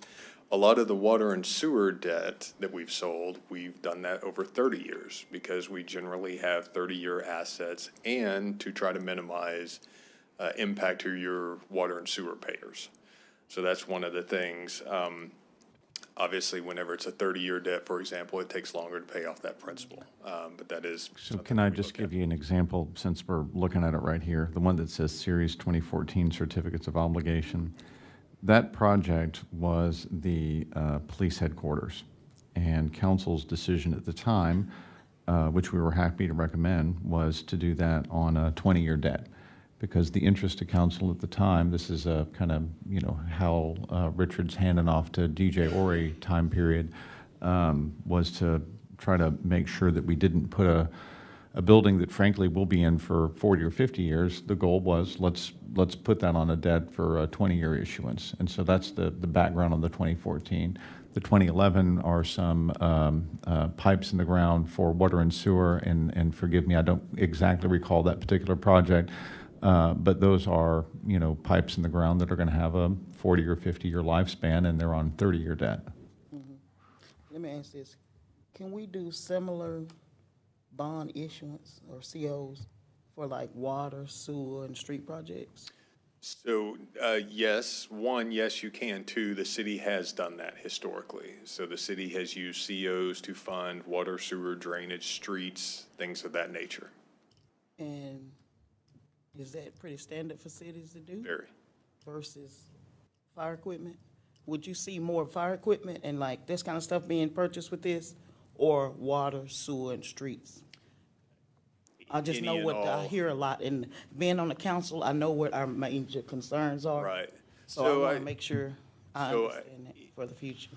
Certainly. So any and all of those would be, one, obviously eligible projects for the COs, but also likely projects. So using COs to fund water, sewer, drainage, streets, public safety equipment, things of that nature, yes, it's very common. But you wouldn't see water, sewer, and streets being used more for this type of issuance, right? It's based off of each city's need, if that makes sense. I'll give you an example. It depends on our needs. Well, it depends on your needs in the sense that I have one city that uses their COs to finance, in their case, equipment, IT type items, and streets.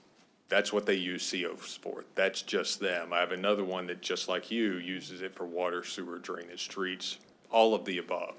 So again, that's why I say that it's kind of by each individual city, but it's very common that all those assets are financed with COs. And I would, Thank you so much for answering. Certainly.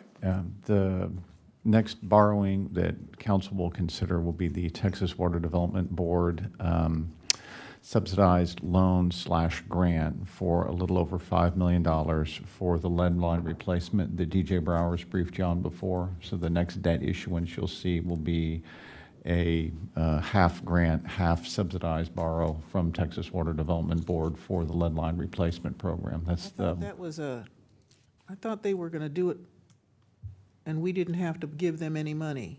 I didn't think it was a matching. That's a match, yeah. That $5.5 million or so is a 50-50, 50% grant, 50% subsidized loan. That's the next thing council will talk about in terms of borrowing, and that's going to come up later this summer. So our part would be 2.75? I'm talking rough numbers right now, yes, ma'am, yeah. You all have to excuse me. When people say debt, I think of individual versus municipalities. Therefore, I just try to keep my checkbook balanced and not have a lot of credit card debt. And so when we talk about the municipalities and the large amount of money, I just need to have a basic understanding that what we're doing tonight is we're talking about trying to reduce the bonds, the interest on the bonds that have been issued. so we can, lack of a better word, float the bond to have people buy our debt? One thing that I would point out, though, is the refundings are independent of the certificates of obligation issue. And So the word refunding is Refinancing. refinancing. That's a good word. Thank you. Okay.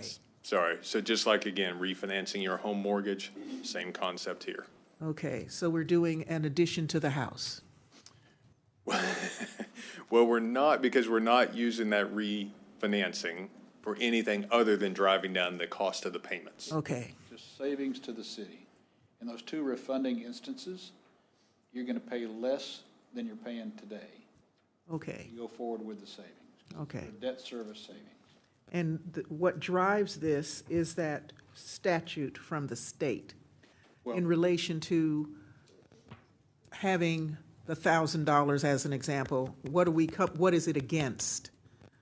Yeah, remember that the statute for the certificates of obligation is different than the statutes for the general obligation refunding bonds. So as Jason started out with, you have to find specific statutory authority to do whatever you're going to do in terms of a financing structure. And so the certificates, and this is the same stuff, oftentimes your Water Development Board debt is going to be certificates of obligation. Okay, So the same kind of thought process there. But you've got to find that specific authority. So the reference that you're talking about to that particular statute is only applicable to the certificates of obligation. okay. And then my other concern, I don't want the payments to go down. Is that what's gonna happen with us? I understand we're saving money because the interest rate decreases, but are we still gonna be paying the same amount to go ahead and get rid of the debt? Or is our payment going down? I don't know if our payment needs to go down if we're trying to get this taken care of. So we can whenever use this on you street, sell, water. whenever you sell the refunding bonds, typically what happens is as the interest rate goes down, you actually push up more principal, right? Because you're able to do that, and so you actually wind up paying it off sooner, if that makes What's sense. the payment gonna be? I just wanna be So on the clear. principal, What is the payment amount gonna be? The same? well, again, the payment will actually go down, but you'll pay more principal sooner, which is better because that means you're paying less interest. Why are we wanting the payment to go down? We'll Because even you want save more this- if we keep the payment the same, if we're in a good financial situation. It's the interest rate that you're saving. That's right. It's because of the lower interest rate, which allows you to push up principal and pay off the debt sooner. So you're paying off debt quicker, which is better. I'm just not understanding why the payment would go down. Again, if you think about it, so if we have debt, If I'm paying the same amount, I'm getting a lower interest, is that a requirement to do this, is to make the payment go down? It has to be lowered? Is that a requirement of you this? could pay, you can structure it differently. So you could certainly structure it differently. What we typically do is we structure it such that we're taking level savings each year, right? Because we're not extending the debt, but we're keeping it, as far as the final payment on the debt, we're keeping that the same.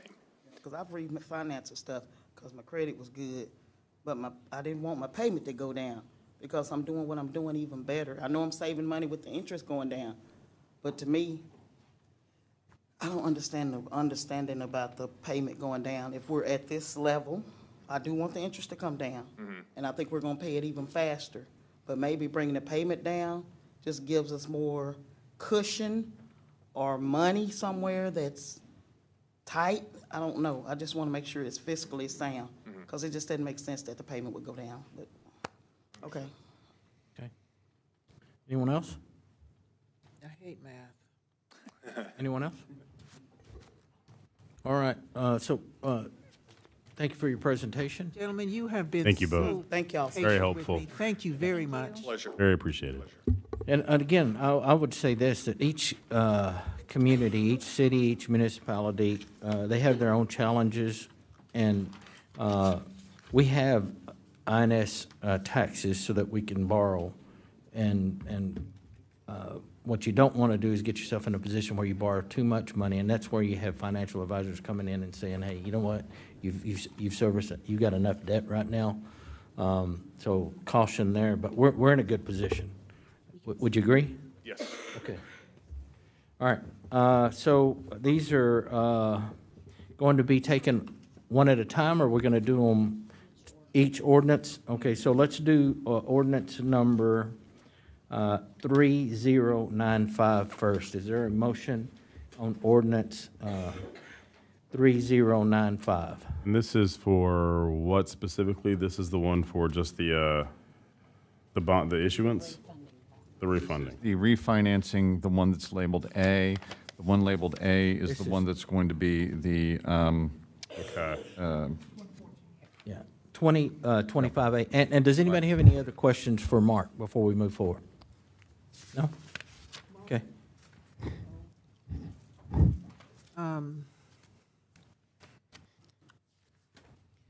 You know, I'm Series A is 2014. Yes, but it's You know, I'm Series paranoid 2025A. about the water board, the water. So we're not gonna default, and we're not gonna hit into the utility fund. No. Okay. This happened before my time. I don't want anybody to hit me with a car. This is ordinance number 3095. Is there a motion? Motion to approve ordinance number 3095. Have a motion. Is there a second? I'll second. We have a motion from Mayor Ronnie Velasquez, District 3, a second from Phil Robinson, Deputy Mayor Pro Tem District 5, to approve ordinance number 3095 as presented. Is there any further discussion? Hearing none, all those in favor, let it be known by stating aye. Aye. Aye. Any opposed? Motion carries unanimous vote of those present. Our next item on the agenda is our taxable series 2025B. Again, this is ordinance number 3096. Is there a motion on 3096? This one is taxable series 2025B. Is this the one that's gonna lower we're asking to refinance? No, that was the one prior. Yeah, the first one was a refunding. The first one was a refunding of Series 2014. The 2025B is a refunding of taxable Series 2011-A. Yes. Motion to- Refinancing, right? Yes, ma'am. The first two are refinancing. The third one that you'll get to is the, And can we say that we don't want our payments to go down? We've got to let them work that Well, out. never mind. I mean, can you just figure that out at a later date? yes. Okay. Thank you. I'll work with Jason on the structure. Thank you.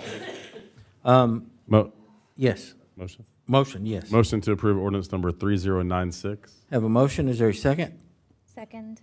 Have a motion from Phil Robinson, Deputy Mayor Pro Tem District 5, a second from Mayor Ronnie Velasquez, District 3, to approve ordinance number 3096, taxable series 2025B, as presented. Is there any further discussion? Hearing none, all those in favor, let it be known by stating aye. Aye. Aye. Any opposed? Motion carries unanimous vote of those present. Our next item on the agenda is 6.4. This is going to be our ordinance number 3097. This is the series 2025 certificates of obligation. Is there a motion on ordinance number 3097? At risk of being hit by a car, I'd like to motion to approve ordinance number 3097. There's a motion. Is there a second?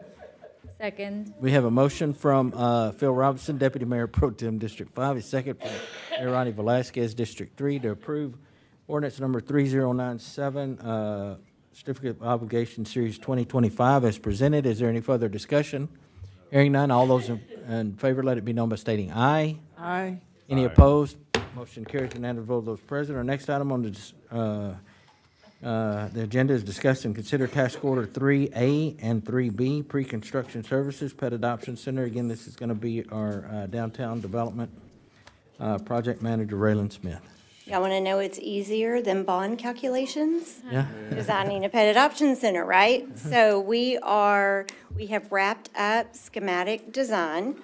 So I did include in your packet what the full schematic was, just a lot of details. We came to you during the last meeting to kind of talk to you a little bit about the holding capacity and the kennel numbers that we had calculated. We were very excited that we were able to plan and put together a floor plan that's going to give you a good long-term solution, a building that's going to outlive what the funding would be. So moving forward, you have the overall site plan here in your packet. This kind of gives you the footprint of the building itself We've got a couple of exterior facades as we're kind of working through the different layouts and what we're proposing. Wanted to make sure that it does speak to obviously the police headquarters. We don't want it to take away from the main purpose of that campus, but we think that it's going to work really nicely with the police station next door.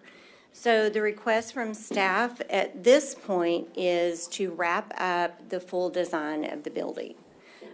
So you've gone through task orders 1 and 2, which gets you to this point. We now know the footprint of the building. In your packet is a recommendation for task orders number 3A and 3B, which is the construction manager agent and the architects to get us through bidding documents. Whenever we complete the full design, we would be happy to come back to council. Before we go out to bid, we can give you an update on those construction costs and give you a true timeline for construction. What we're going to need is about 60 to 90 days to complete the full design. We've ordered the topo survey for the area. We've already done all the utilities in looking at the infrastructure. So the request is that we be able to complete the design package on this facility. And I'm here to answer any questions if you have Yes, any. can you remind me, our old pet adoption, I love animals, okay? Don't get me wrong, dog parks. Our old facility, when it was damaged, did we get an insurance claim? You did. And that insurance money can go to repair that building? Yes, ma'am. And we have 18 kennels Yes, ma'am. that are operational, Yes, ma'am. okay?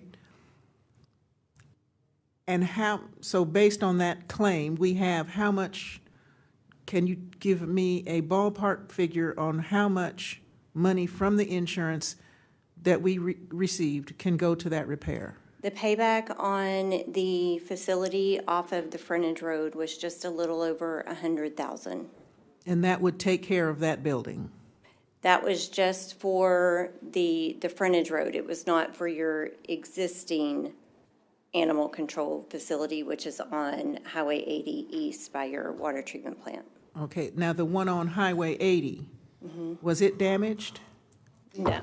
No. No, your existing animal shelter was not damaged during that storm. Just what was damaged? The facility that we purchased in hopes to renovate for a new animal control facility. So if we don't do this, are we functional in meeting whatever requirements exist for a animal shelter? So, May we let the chief of police answer that one? Please go tour this place. We have got to do something. It is dreadful. It is not anywhere near the capacity that we're bringing in. I got a message from Will tonight that said we're tracking to be double what we were last year. We have got to do something. We can't continue in this facility. We can't. Chief, since you're here, remind me, because I have visited the current facility on Eastmore previously, and I agree that it was in real need of repairs, and maybe. Maybe I just have maintenance. I'll say in need of maintenance, right? And of course, it's smaller compared to some of our other facilities that we have. But I've been on council for about 5 years now. Can you walk us through? And I'll also, put it to anyone else here in the room to walk us through what improvements have been made at the current facility on Eastmore in the last few years? They've expanded the kennels to outside access, which doesn't work all the time because of weather conditions. They have improved the air conditioning system for better ventilation as it goes through, because that's important in that environment, because the odor, the smells, sickness sometimes with animals. They've done some repainting. They have changed some of the backboard material so that it's more durable and long-lasting and gives them a little bit more ability to clean it. Just a couple of things off the top of my head. Yeah, and as you're going through the list there, those are some of the items I recall, giving feedback on after I visited the facility, where it was like, man, I want to be supportive of staff, and while it's an animal shelter, we can improve the smell for our staff members and anybody that's walking into the building. And I do recall now that we do have more kennels outside, which provide for more space, which I do remember it being a little cramped, depending on the number of pets, right, and where you're putting them inside. So it's good to know that there's kennels outside. I do remember the front of the building when you walk in. You have, I don't recall there being necessarily like a window where you can check in. You immediately just walk into the staff members. And so I wondered back then, I'm like, is there an opportunity to add on to that building to have additional space for staff members where, you're not just walking in like the front of the city hall and then bam, there's two staff members in a very small space, probably my goodness, I would say a sixth of what the lobby is, or maybe a fifth of what our lobby area is, or for comparison. So I wanted to take the chance to ask that while you're here, but I think, I don't know, maybe Ms. Donna Renee had other questions before I steal your spotlight again. Yeah, no, you go ahead. What's the square footage of the current one on Highway 80? Approximate, I mean, I've been in it. I think it's 1,600 square feet. The one out that That's going to be over 9,000 square feet under roof. this gives me heartburn because, in full transparency, we may need to make an appeal to the insurance company. We all sustained damage in May. And if they did not pay what they needed to repair that building, even we got 9,000 square feet, do you think we got 3,000? Do you think a third of the structure there is sound? It's just a guesstimate. When we working with 1,600 versus 9,000, okay, we might can't use the whole 9,000, but I'm just kind of concerned, because to tell me it's not salvageable and we got over 4 times more of the space, I would like to tour the facility out there, because we might can't use the whole space. First of all, we need to be making a call to the insurance and appealing. If they didn't pay us worth the damage, I don't care if it takes a year, but we need to stay on them, get somebody else out there to appraise it. But to tell me we got to build a new one, how many, do we have a approximate price range to build a new pet adoption when we had a facility with that in mind to expand? So Like you're switching on me. Originally, before the weather damage to the facility that you purchased over there off the frontage road, your construction budget was around $3 million. Okay, I like that. What's this new one gonna cost? This new one, your total construction budget, you've gone from 2.9 to 5. Okay. But we have 9,000 square feet that is damaged. I just want to see that So, all of it's damaged. right. I don't know if I. No, I'll be glad to take y'all out there. A lot of what you're going to see is a lot of the damage that happened there is going to be within the seams. So what you have is a building that got added onto. So you don't have one consistent foundation, which is number one. So there was a lot of foundation work that was going to have to be done. With the 2.9 million, we were looking at 2 different phases of that existing building. And we were immediately going to have to go into the second phase because originally we didn't want to do the office spaces. We didn't want to do the visitation rooms. But because the sheetrock and the windows were ruined due to the weather, we were going to have to bid out the additional phases. So we did not know how much additional it was going to cost to do that renovation. Originally, the renovation was absolutely a lot cheaper because we were going to be able to phase out different portions of that building. But because of the damage to the inside of the building, we could no longer phase the office spaces. How big is that original space that wasn't added onto, leaving the second part off? How big is that space, you think? You've got essentially three different spaces that come together for the 9,000 square feet. And so originally, the larger space in the middle, we weren't recommending be remodeled at the time because that's where the offices were. And so most of your money was going to be in the kennels, and it was going to be in your exam rooms and all of that.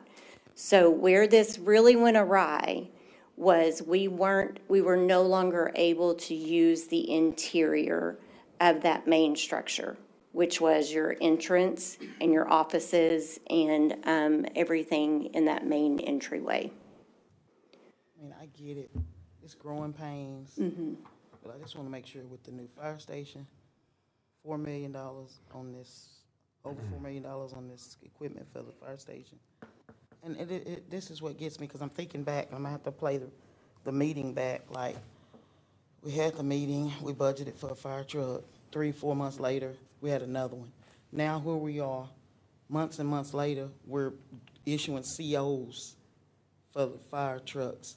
I remember asking that, like, why you need 2 now? And we just came out of the budget 3 months ago. I asked that to the chief.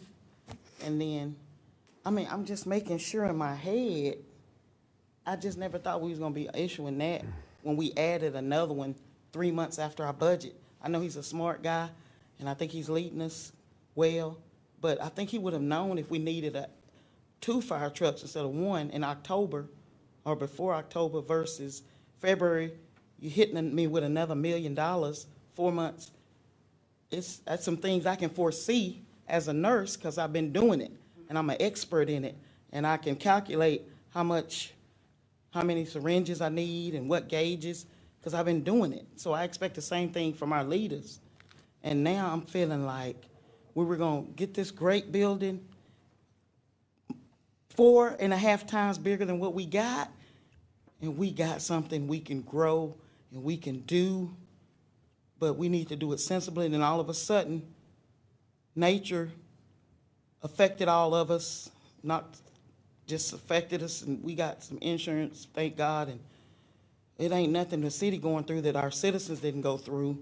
And now all of a sudden, no, we need a new one. I'm feeling that kind of way. And if my colleagues would, I don't know if I just need time to go put my eyes on it. The one thing that I would remind you is when we were comparing the 2 buildings, remember that the full build-out for the building out on the frontage road was going to be almost $8 million. Okay. So we knew that if we were to continue down that path, we had to do phase 1, and we were going to have to design and go ahead and do phase 2. We already knew that it was almost $8 million to renovate the full building. So that's where we went down the path of, okay, if we know it's $8 million and now we can't break it into phases, what would it cost to build brand new? And so that's when we were able to design it and get the square footage down and get it to where, because you're also doing it makeshift. If you're in an existing building, you're figuring out where to put things because of where the walls already are.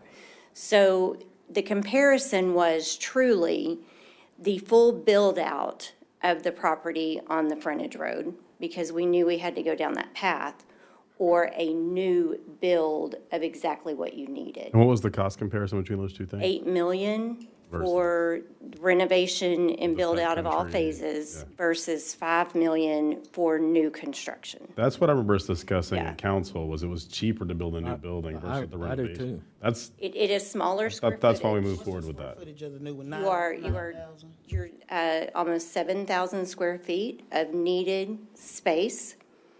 And you've got almost 9,000 square feet out there on the frontage road. Okay, do we have the money, Raylan, to do this? You have it budgeted within the 2023 C. Whenever we brought that budget back to you in December, we had squeezed some numbers looking at different projects. I had brought to you, like Apache had come back cheaper than expected. We put the real numbers in for Fire Station number 3.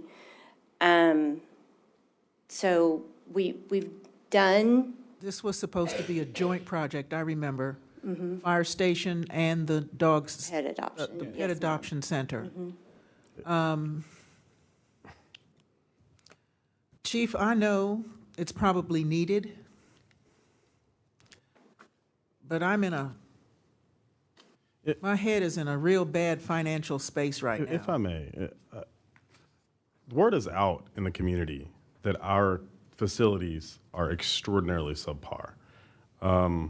This is a real source of shame for our community, if you ask me. The pet adoption center? No, our current animal control facility. Yes. This is an opportunity to right a wrong, I think. We're in a position now to make a big difference that really, really needs to be. I think when you tour the facility, you're going to be Heartbroken. overwhelmed by the need for this to change. So, and again, the community knows about this, and there's a lot of concern in the community. When I consider something at council, I always think about, I always take the temp, I call it the temp test, T-E-M-P. Is it good for Terrell? Yes. Is it ethical? Yes. Do we have the money for it? I think we do. I think it's a cheaper option than renovating the old one. And do the people want it? Yes, they want it. To me, when you look at all 4 of those aspects, it's a win on all fronts. And I think that, I do think we need to explore some philosophical changes, going from a animal control to a pet adoption center, whether that's still a law enforcement function, and if we want to kind of rethink how we approach it. But to me, this is and we've already come this far. To me, this is a no-brainer to, if we don't do this, I think we're not doing our duty as council people to, to support an ethical government in the city. And then let me interject if I can. Remember, we talked about the renovation. And even with the renovation, we weren't going to get the result that we wanted. We got something that we could use. Building new, you're building what you need, and you're going to get full use of that facility. And I remember having the discussion, we were going to do it for less money than if we were going to need to renovate the other property. We still have that property. It's an asset to us. We can sell it, put that money towards this pet adoption center, I think, at some point. Have we explored what we could sell it for, or any? Yes, I believe that the sale of that will be a wise thing after we get a few more years of house building out there, because the more houses are out there, the more the price of that land as retail land accelerates. And so it's a good investment. I would not advise us to be in a hurry to sell it, because the land prices there are going to be going up quite a bit in the near future. So that's a good investment. We can hold it, as the mayor said, we can sell it. The timing of this sale, I think, is an important thing to put a lot of brain power into. And I would just say, I think we're all disappointed that the Pet Country Spa option didn't work out.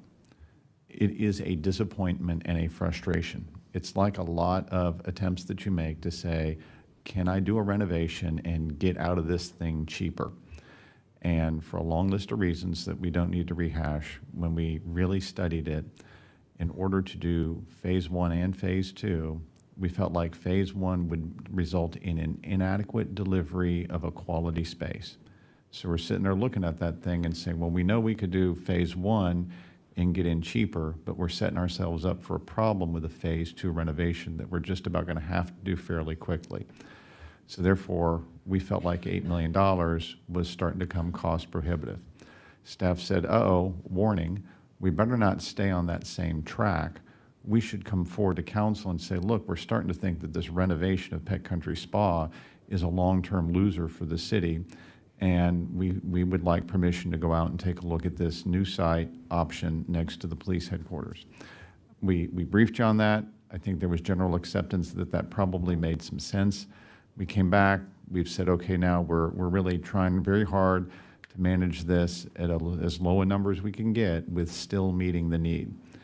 All I can say is that what we're looking at now, if we embark on this journey now, is going to be $5 million. The longer we wait to embark on this kind of project, the more construction cost inflation is going to eat us alive. The number one fear of everybody building a public facility right now is construction cost inflation. That's the number one thing that everybody in the profession is worried about. So I'm never want to say, I pressure you, hurry, hurry, hurry. If it's council's desire, go tour some facilities. We can vote on this thing on March 25th, and that's okay. But I'm going to highly encourage decision-making in this month because I don't want you to get bit by construction cost inflation. So if you'd like a tour, if you'd like to look at the Pet Country Spa facility, we can have Core Construction, which is our advisors out there, walk around with Core Construction. I would welcome you to do that. I'd like to do that. Yeah. And we said the same thing about the fire trucks. We got to get these things done 2 years before because the cost is going up. I never thought we would be issuing bonds 2 years later to get them. That's my frustration. But I'm saying this about the Pet Adoption Center. That was a good question. Mike, how much can we sell? The building that we bought, and I was in error too, because I supported it. How much can we sell the building for now? Because if we need the money now, I know we want to wait and finagle and get more and all that. How much can we sell the building now? I want to hear that number. Because I made that decision erroneously based on that. So how much do you think we can get for that building now? I'd rather just be able to bring that back to you on March the 25th. Okay, I'd rather research If we're it. not holding off on Yeah. this, if Yeah. we're not holding off on this, I need to know that number today, March 4th, March of 2025. My concern is, I do not, Raylan, you have done an exceptional job. Chief, you know what the situation is. This is my concern. It's all about the money. And nobody's talking about where the money's coming from. Yeah, we And are. I have a concern about that. We can say we can do this CO from 20, give me a number. The problem I'm having is we as a council are not being informed of the money. Where is the money? Where is it coming from? And I'm not against it, but the money is the issue. I feel, I have a sense, every time I look at the numbers, look at the budget that is so pretty, it was given to me and bound wonderfully, but we're still working with a 2024 budget that is unaudited and still in review. My concern is, I don't know where the money's coming from. I'm not sure of where the money's coming from. And in light of our financial status in different areas in our general fund, I am remiss in doing this. Mike, This is all about the money. where's the money coming from? Let's see if we can Last get that squared time, away. I just want to be very clear, the last time Raylan was here, which was probably 4 weeks ago or so, maybe 6 weeks ago, we had a PowerPoint slide. My apologies for not bringing that same PowerPoint slide. It's your current budget and expenditures associated with the CO 2023C. We had that PowerPoint slide last time, and it shows you exactly spending to date and the budgeted amounts that we plan to spend in 2023C. We will certainly email that out in the morning, be happy to do so, but that dollar amount of roughly $4.5 million for construction, roughly $500,000 for pre-construction engineering and architecture and all that sort of good stuff is clearly identified as part of the $27 million that were borrowed as part of 2023C. Other line items in there are Apache Trail, Fire Station number 3, so on. So be happy to get that email out to you in the morning. So I just want to add, we always knew we were going to order 2 trucks. We talked about it, we discussed it, everybody agreed to it. The reason why we got the second truck was because we got it at a discounted price. We saved money. We always knew that we were going to use the COs to pay for the trucks. You don't borrow the money until you need it, until the trucks are delivered. Why would you pay interest on money and pay before they're delivered? I don't understand that part of it, but we're able to retire one of the older vehicles that we're having maintenance problems with it all the time. So it was a good purchase. It was smart to do that. If you try to order it now, you don't get the trucks delivered for 18 months. So it was a wise decision, and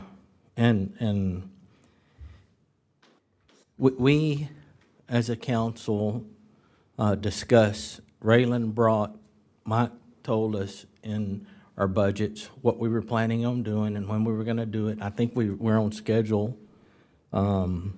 So if we're forgetting some of those discussions, maybe we just need to meet again and make sure everybody remembers what was discussed. I mean, you've told us, you've walked us through this process the whole way. There's nothing has anything changed? Well, the only Other than the fact that we've had the damage, we reassessed where we were going with the old building that we had purchased, which I don't think was a bad move at all. I think that was we're going to get our money back on that. If you lose money, yes, it's a bad deal. But I think we're in a good position to have to sell that, and if we wanted to use that money to service the debt, we could talk about that at the time of the sale, but I think we're in a good position there. I don't think that purchase is less today than it was when we bought it. So just to recap real quick, we do have core construction in town all day, every day, because we do have a fire station going on. So if y'all want to tour the Pet Country Spa, I would be glad to set that up with core construction, and we'll get some of the contractors to walk through that with you.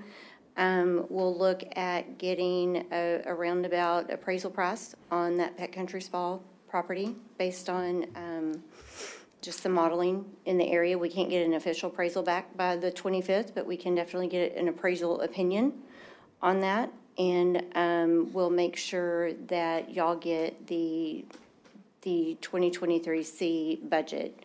And so what I will note is that you'll know the last time that we made some adjustments to that 2023 budget was in December, and that's when we squeezed those numbers to change this budget for pet adoption. So it'll say that date on there too. And Mayor, if I may, because I want to make sure that Chief and District 3 residents know where I'm at today. Well, we talked about our strategic plan earlier today, both, what I've had in there for District 3 over the last couple of years, what I intend to keep on there and add on in the next couple of 3 years. And when I think about the CO and the reasons that we borrowed the CO, what I keep hearing from residents in their desires and their priority list and their wants are, because we are an aging city, are the continued efforts on the roads.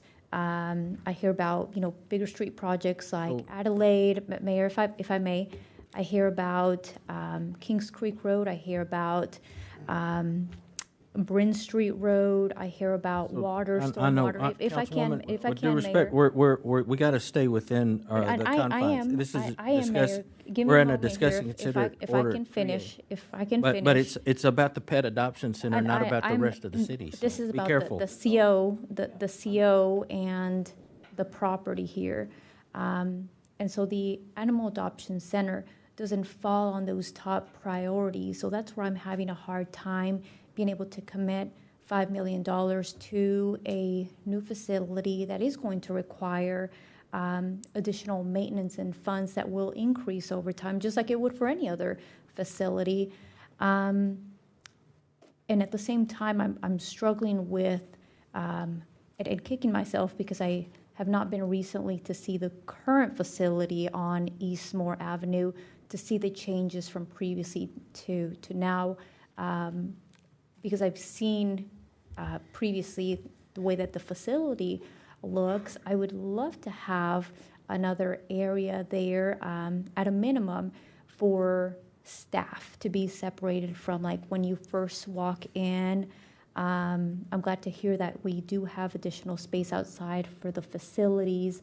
But once again, it falls more on the wants versus what I'm hearing for residents in the needs. And I'm okay with being able to say to my community members that I didn't move forward with the Animal Adoption Center because I used, and the plan was to support projects that support the streets, the water, the stormwater that are available for us to use or we can use in the CO. But I wanted to be very transparent with Chief and Raylan and Council on where I'm at with my considerations. Not to belabor this, but in most cases, I think everyone here knows that I would be on the same exact page as you. As far as infrastructure first, getting these projects done. But this is an ethical matter.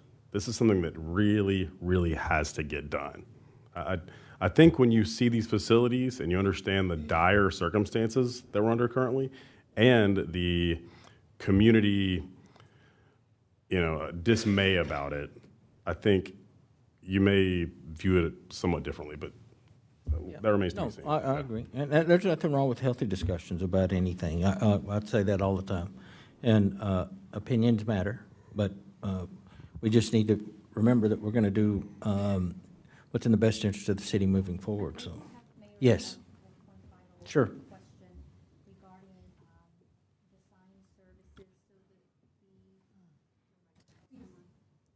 Thank you. So construction and design services.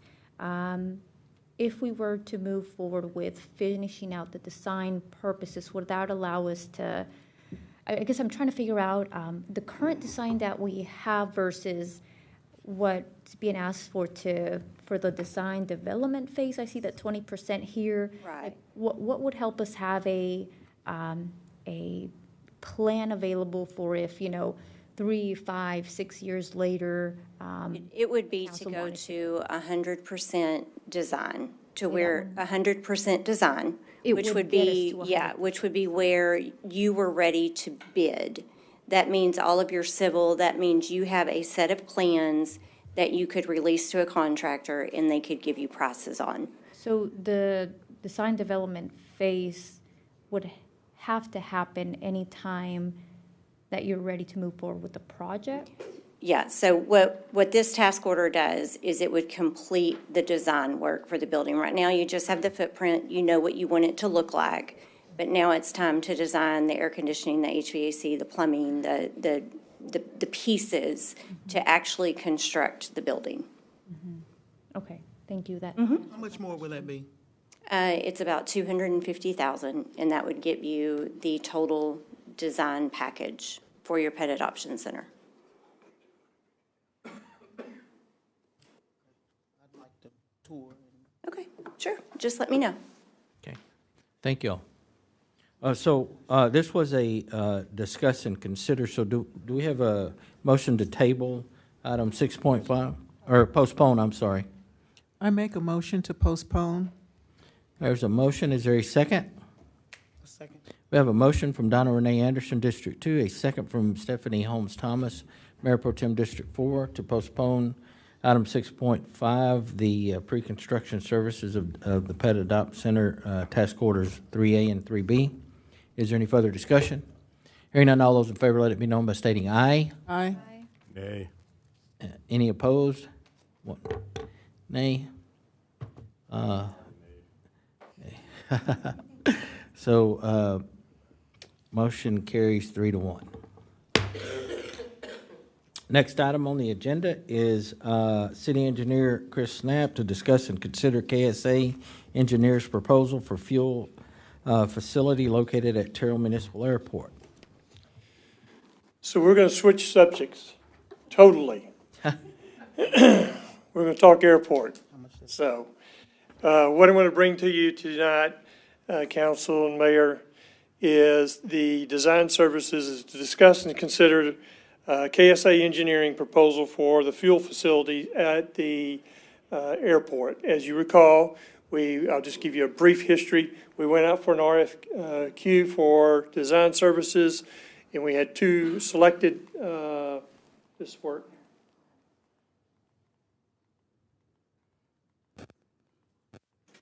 We had two individuals that, entities, engineering firms, they responded back. We came back and we selected KSA Engineering. Now we've been working on a negotiated contract with that. And now what I'm bringing to you tonight is their proposal for that. Let me show you what we're doing. This is two 12,000 gallon tanks, one Jet A and the other one avgas. And they're going to be located in the curve that you enter into the main terminal. And then we'll have remote fueling stations up there on the apron. And what I'm asking for you to design and discuss and consider tonight is for the design services for KSA Engineering. And there's the amount of $115,000. So that's what I'm asking for. The staff recommends the city manager execute a contract with KSA Engineering for the engineering and design services of the fuel facility for the airport. So you go say, well, as we've been talking money here tonight, a great deal, I have the joy of saying this is part of our IIJ funds. If you remember that, I talked about, that's a federal funds reimbursement that we can get. We right now have $159,000 in that, and this is obviously less than that. So that's where the funds will be reimbursed from. So, zero cost to city. Yes. Yeah, we ought to spend the money first, but Right. we get reimbursed. Right. Yeah. I like that. Okay. All right. Does anybody have any questions on KSA engineer's proposal? The tanks are going to be close to the terminal building? No, the tanks will be. Those two yellows. The tanks will be, as you'll see in the top picture up there, they'll be actually physically located out at the curve, a good probably 400 or 500 yards from the apron. The bottom picture is actually where the fueling stations where you actually fuel up the planes. Which are close to the terminal. That's correct. But the tanks are located. But the tanks are over there. Yeah, they're remote. Okay, I see it. So we've put them in that situation. Part of our comprehensive plan in the airport was for future growth, so we wouldn't have to move them again. And we'll accommodate probably a third spot, so if we ever want to add another tank. As you recall, the previous tanks were decommissioned in 2024. So currently right now, I'm renting mobile storage tanks to store the fuel at $5,500 a month. So I'm trying to move fast on this and get going and get this thing so I can get those trucks out of here and get that rent off. How quickly do you think we'll be able to have those tanks So in ground? we're Are they looking at in a the ground or design. above ground? Our design engineer, Chad Pennell from KSA, is in the room today. His time schedule is like this, and mine's like this, okay? But that's the small part of the picture, Mayor. The big part of the picture is once we make that and we make the award for the construction of the two 12,000 gallon tanks, they're double wall tanks. So they take about 14 to 18 months. Okay. All right, does anybody have any new questions for Chris? Hearing none, is there a motion to consider KSA Engineering's proposal for field facility located at Terrell Municipal Airport? I make a motion To approve? to approve. Got it. A second? A second. I have a motion from Donna Renee Anderson, District 2, a second from Stephanie Holmes Thomas, Mayor Pro Tem District 4, to approve the KSA Engineers proposal for field facility located at Terrell Municipal Airport. Is there any further discussion? Hearing none, all those in favor let it be known by stating aye. Aye. Any opposed?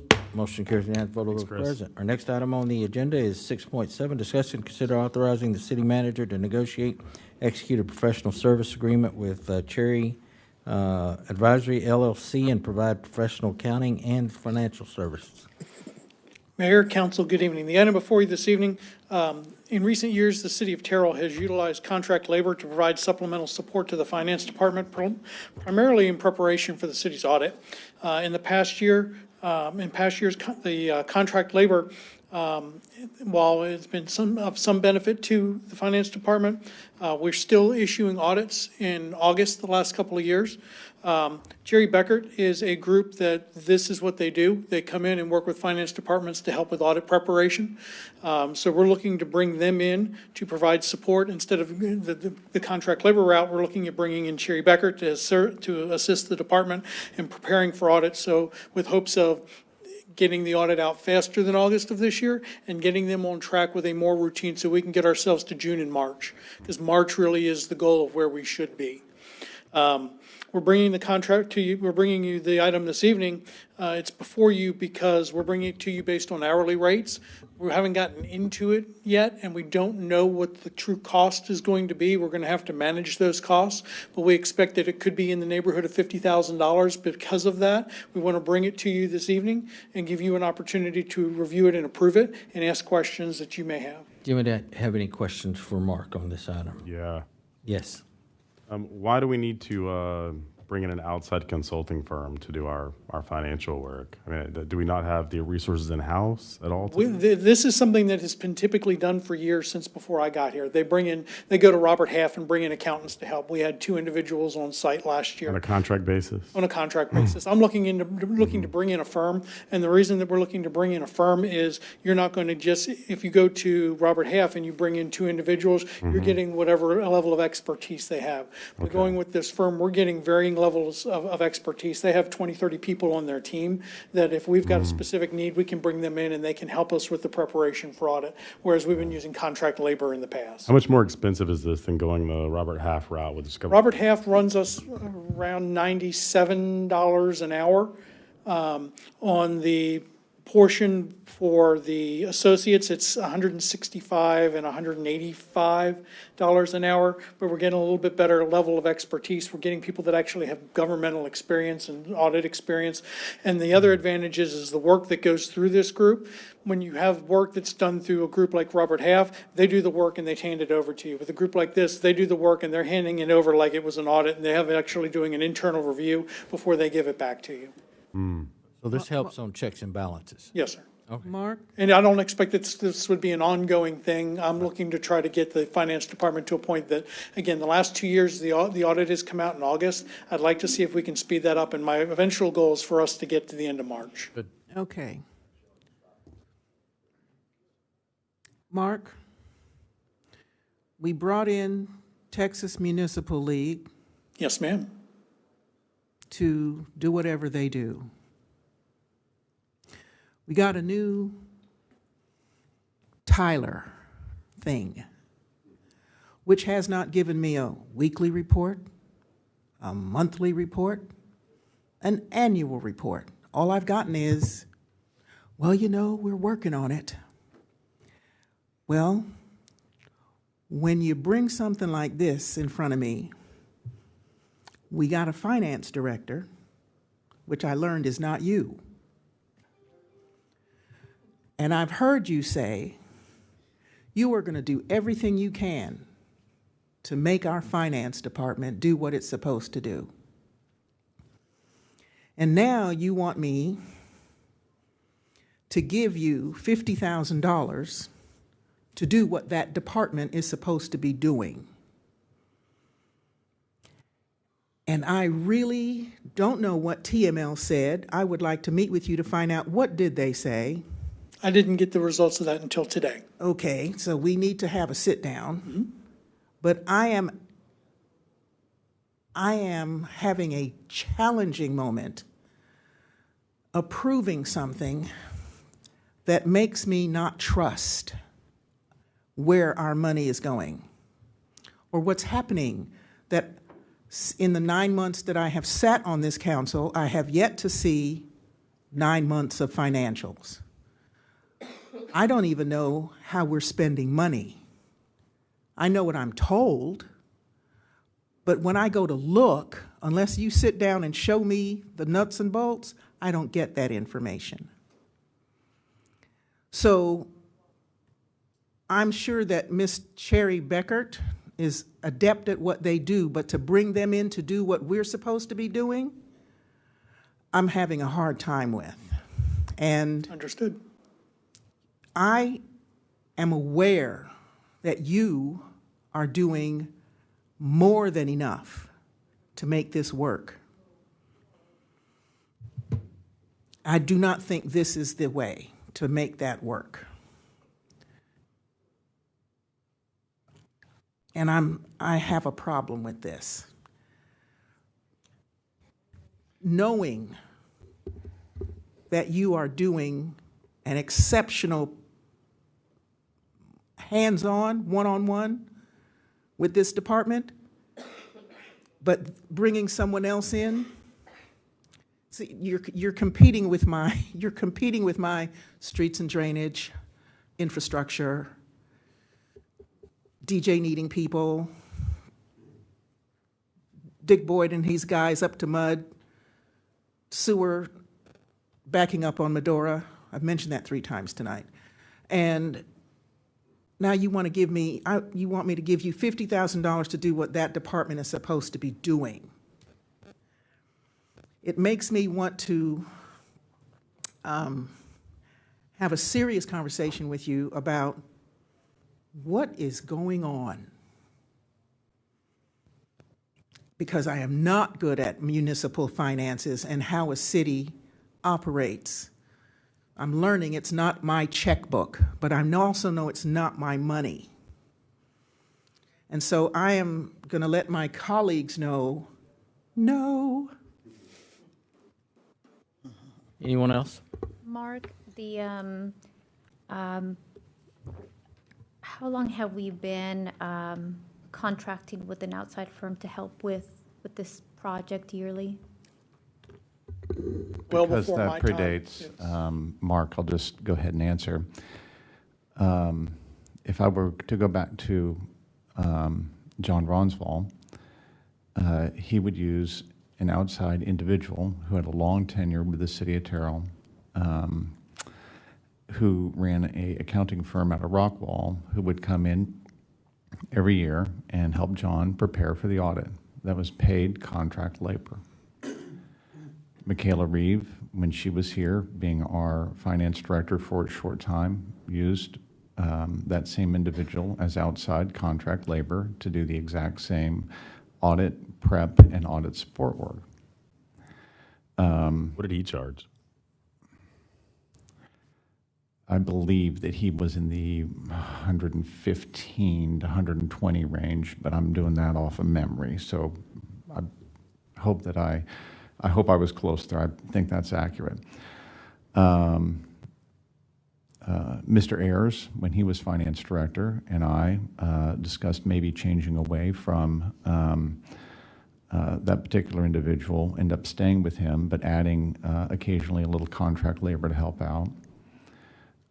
When Ms. Wallace became our finance director, we went ahead and made the move away from that individual and started using half for contract labor to do the task. Ms. Wallace and I have discussed several times the idea that perhaps we would be better served by using a firm to do that work, a firm with expertise in the area, to get better services than using contract labor to support that task. In the interest of financial openness and clarity, our decision was, well, here's an item that might be less than $50,000 and might be more than $50,000. We felt like it was an important transparency item to bring it forward, to make sure that folks realized that we felt like a strategy that we could move forward on here was to use a firm with expertise in municipal audit prep instead of using contract labor that might not have that same expertise. Is it more expensive? Yes, it is. It is my recommendation to you that the frustrations that we are working to overcome will be helped by investing in a firm that has expertise in our exact need. So I would wholeheartedly recommend that we move forward with this in the strongest possible terms. It will give you a firm with the exact expertise that is an area that has been a problem for us. It will allow us to give you a more speedy set of review eyes on it.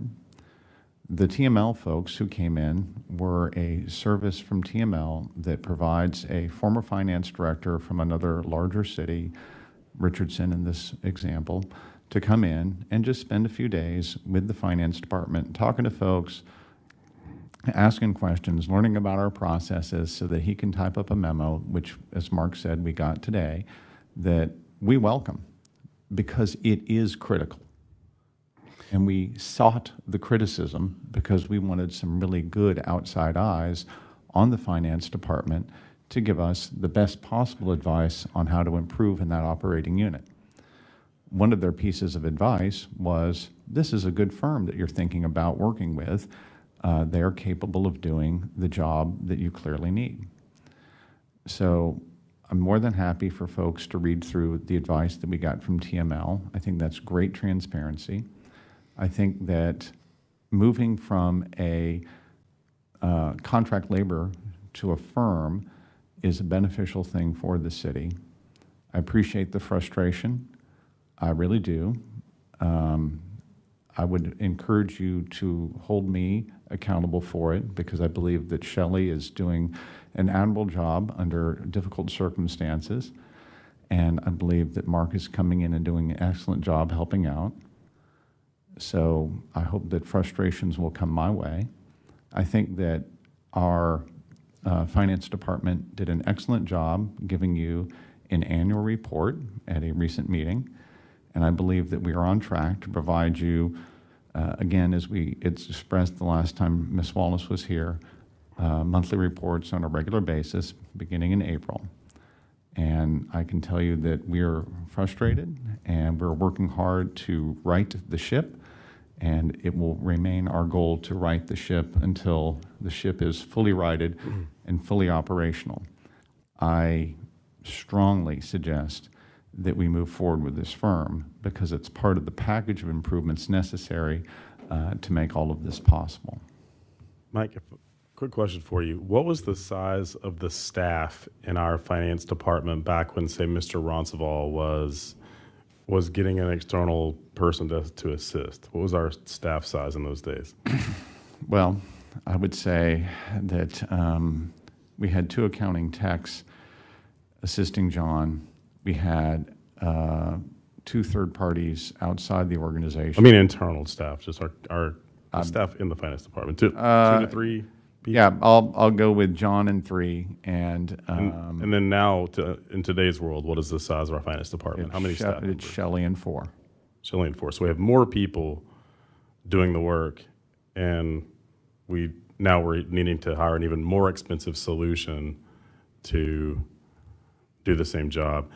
I really have to just say that the finances of this city now, in comparison with 2018 and 2019. Bigger numbers. Much bigger numbers, much more complicated. And we're trying to step up our ability from being a rural city of 16,000 to being a city that can handle the financial demands of being a city of 30 or 40,000. We are running just as fast as we can to completely remake our finance functions so that they meet the need. Do they meet the need today? I would not say so, but we are hustling just as fast as we can to get there. Well, I would love to take some of the weight off of Mark's shoulders and assist our finance department in any way that I can. I'll just go ahead and say this to staff, that I think one of the ways that I'm most interested in saving money going forward is by not doing as much contract work, as much hiring so many expensive consulting groups to do things that we can do in-house. So whatever it takes to get us there, I'd like to get us there. I understand the need here, but, it's not something I can support currently.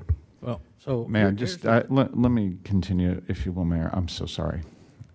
Let me try to follow up with that comment. In order to internalize the process, I would need to be up and running as fully as I possibly could be. And we're not up and running now. We had an interesting conversation with our TML advisor on this exact topic. Okay, if we feel like we are fixing some processes while trying to do all of the normal work of the finance department, then it becomes a challenging thing to do that in-house, because you're trying to, you're trying to paint the house and live in it at the same time.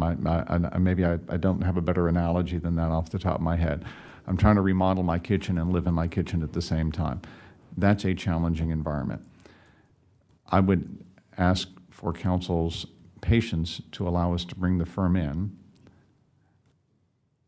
allow them to help us prepare for our audit, get the ship right.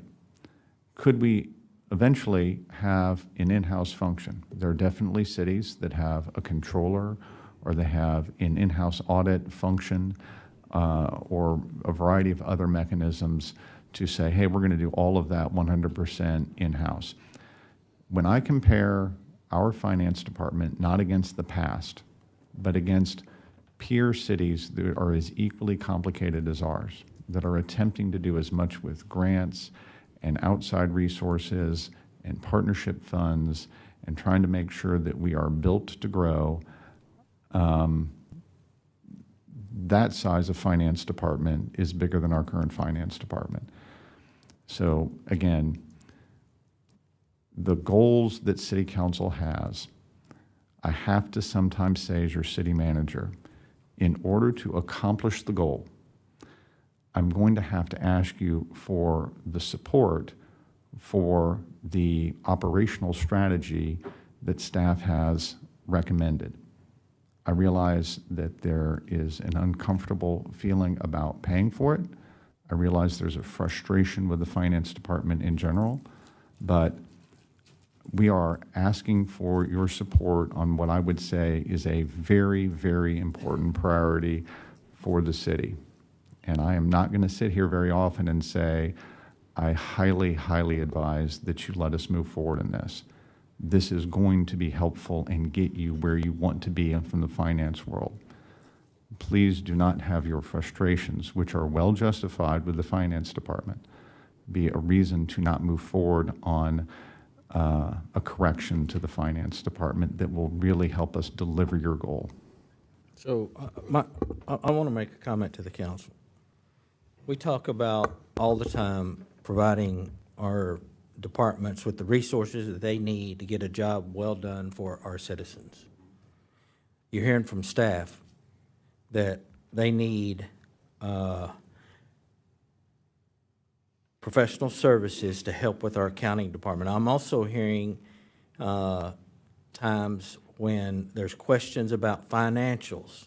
What's more important than finance for all of us? And if you don't give them the resources that they need to get up to speed, you're going to continue to have the same questions because they're telling you they can't get there. Unless we step it up and give them the tools that they need to get to a point where and I agree with you 100% that we should be seeing financials on a monthly basis, but we can't do that. You're hearing them telling you they can't do that. With the current situation. Now, let me finish. I'll let everybody else speak when I'm speaking, please. My frustration is when I came on board as mayor, there was zero IT. Zero. being spent on trying to get this city up to speed and to where we would have those finances on a regular basis. And time again, we couldn't. We tried different companies. We now have Tyler Technologies that are working for us that are performing. But this is a big city. It takes time to get the results that we want. And we want them, and we need them. But I'm going to have to stand with the staff and say, look, if you don't give them the resources, you're going to continue to have the questions of Mike and of the finance department. You need somebody from outside. You hear this is going to help with some of the anxiety that some of you have on where's the money coming from and where's it being spent. Don't you want those questions answered? Mayor, Yes. Mayor, with all due respect, a staff of 6 will give us a monthly financial report. I've seen it done with less people in the consulting world in my private professional career. I can't imagine that you can't get a monthly financial report with a 6-member staff of financial personnel. Again, they were so behind in just like in our HR department. You know what that looked like. You know what Sue has done. We've given her the resources to bring that up, and she's improving that. Why wouldn't you want to do the same thing over in finance? We've been through 2 or 3. I tell you the best one we had. What was her name? Michaela. And she needed an outsource. She needed help. But that was the best. My Ronnie was here. Best presentations we ever had. And it was on a monthly basis. She had it going. But because we weren't able to keep her, we kind of took 2, 3 steps back. That's just the reality of it. Mayor? Make sure I understand the whole picture, though. Our city has not doubled in size. Our staff has doubled in size, and yet we need an even more expensive solution to solve the problem of getting a financial report. I'm going to. Yes. Okay, Mayor, I respect your opinion. Yes. I believe Mark is telling me what Mark is telling me. But I don't believe that this is the solution. What would you? The solution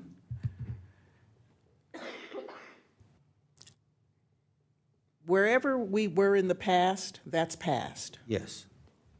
You don't bring on a new software program, and this software program, Tyler is its name, and Tyler has not been performing because of for whatever reason.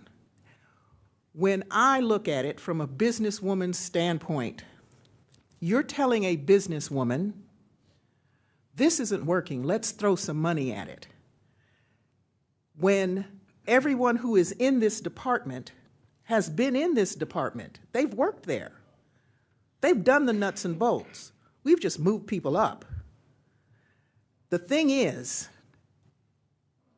this $50,000 is not going to fix the situation. It's going to be a Band-Aid to a situation that isn't working. I would like to know how much, without going to Mark every week to ask for, well, how much money have we spent? The council should be getting every month a financial report. We should be getting at the end of the year an annual report. Now, when we do the audit, when we have these kinds of problems, I lean on we've got a problem. And does that mean that I need to call for a big audit? I would rather spend money on a different kind of audit of our general fund than what we're doing now, which would probably cost less money. The thing is, for this thing right now, just this right now, I'm saying it is ineffective and it's not going to work. Not because it's not designed to work. We're talking about culture. We're talking about things that need to change, and I beg to differ. We're not going to be 30,000 people in 10 years. According to the charts, and all the statistics we send into the cloud, we're only going to be at 25,000. We're at 20 now. But according to the Well, I'm telling you, we're at 20. Are we not we're at at 20,000? 17. Let's make sure we got the, thank you. We're at So- 21 now. Okay. So, The but thing is, Mayor, I disagree with you. I understand. I understand. And I do not want to throw, and yes, we're talking about money. We're talking about how we use our money. And I am concerned that we keep putting money in places that doesn't help. That's all I'm saying, and this is not going to help. No, and I certainly agree with you, but let me make sure. It won't fix the underlying problem. Okay, so here's the thing that I have to ask the council. Have any of you been in the finance department? Do you know how it's operated? I don't. I haven't. I'm the mayor of the city of Terrell. I rely on Mark Mills to tell me what the problem is and what is a solution. That's our role. Our role isn't to be the finance department. Our role is to give them the resources they need so that they can. Right. So if I'm not there and you're not there, who do we rely on? Who do we rely on? That's my point. We're not here to rubber stamp everything. We're here to be a board of directors to determine what the best course of action is. Again, if you're not there, you don't know. Can I just suggest, you guys are mixing two separate things. So I want to be very, very clear, okay? One thing is audit prep. This firm is designed to help with audit prep. To help with audit prep is a specialty service that we've always hired out of house. Audit prep in this case says, I want to go backwards. I want to scrutinize everything we did in FY24 to make sure that it's all well done and ready for the audit firm to review in a very detailed sense. The firm that comes in from the outside that says, we're going to look through all of the past FY24 and make sure that all of those finances are in order and ready to be audited is a helpful step of transparency to make sure that your audit is delivered as close to on time as we can possibly manage it. I would highly prefer to get you your audit by the end of June, which is the federal requirement for single audit, okay? That's our grant requirements. I would like to be able to say, hey, you know what?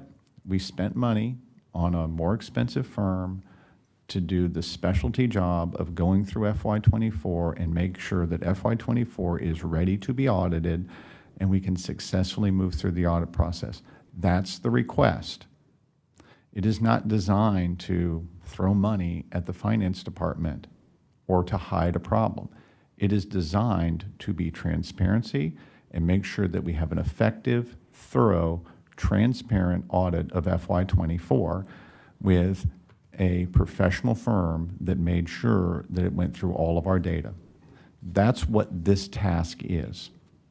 It is a different issue to say, I want my monthly report and my annual reports. We didn't do it as fast as I would like, but we provided at a February meeting a end of September annual financial report unaudited for FY24. That's the first thing that the Cherry Bekaert Group would work on to say, okay, is there anything that we can question about that, quality control about that, and make sure is correct for that? That's what that firm's working on. Meanwhile, the finance department is going to be working very hard to make sure that they do what we think we can do now based on our implementation of Tyler. We've got an annual report behind us, and we're working very diligently to get you a end of January monthly report to show all of your spending through the first part of FY25 up through the end of January, and to provide that report to you, as Shelley said at your last meeting with her, that she would be here at your first meeting in April with that report. Okay? With or without the firm you're looking at, Shelley will be here at your first meeting in April with the monthly report of the end of January. That is not the task this firm's working on. This firm is doing audit prep, and I think it's a good step for us. And again, this it's only something I can tell you I highly recommend. Thank you. Mayor, just. Yes. I have no problem moving forward with this. Do I have concerns about the, where we could be in the finance department compared to where we're at? Sure. Do I trust that we're taking steps to address those concerns? I do. Do I separate the audit from our current tasks and compare it to, is it similar to what we've done in the past with maybe a slight higher cost and area of expertise? Yes, but when we talk about, I don't need an answer today, but as something I want to hear in the future, if we start having conversations about having internal staff that would serve as a controller or as an auditor, I would want to know if that's a full-time person, if that's a part-time person, how much of that person's role, how long does it take for just one person to complete that role? Is it enough work throughout a whole year for a full-time person? Or what other roles and responsibilities would that person have that don't, that can be separated from that, that auditor's role, right, to help prevent hiding or misuse of funds, whatever you want to call that, right? So those are some of just the things I would want to know if and when we do start having those conversations. Thank you. Mark, we hired you based on your strong finance background. That was just a green flag. I loved it when we interviewed you.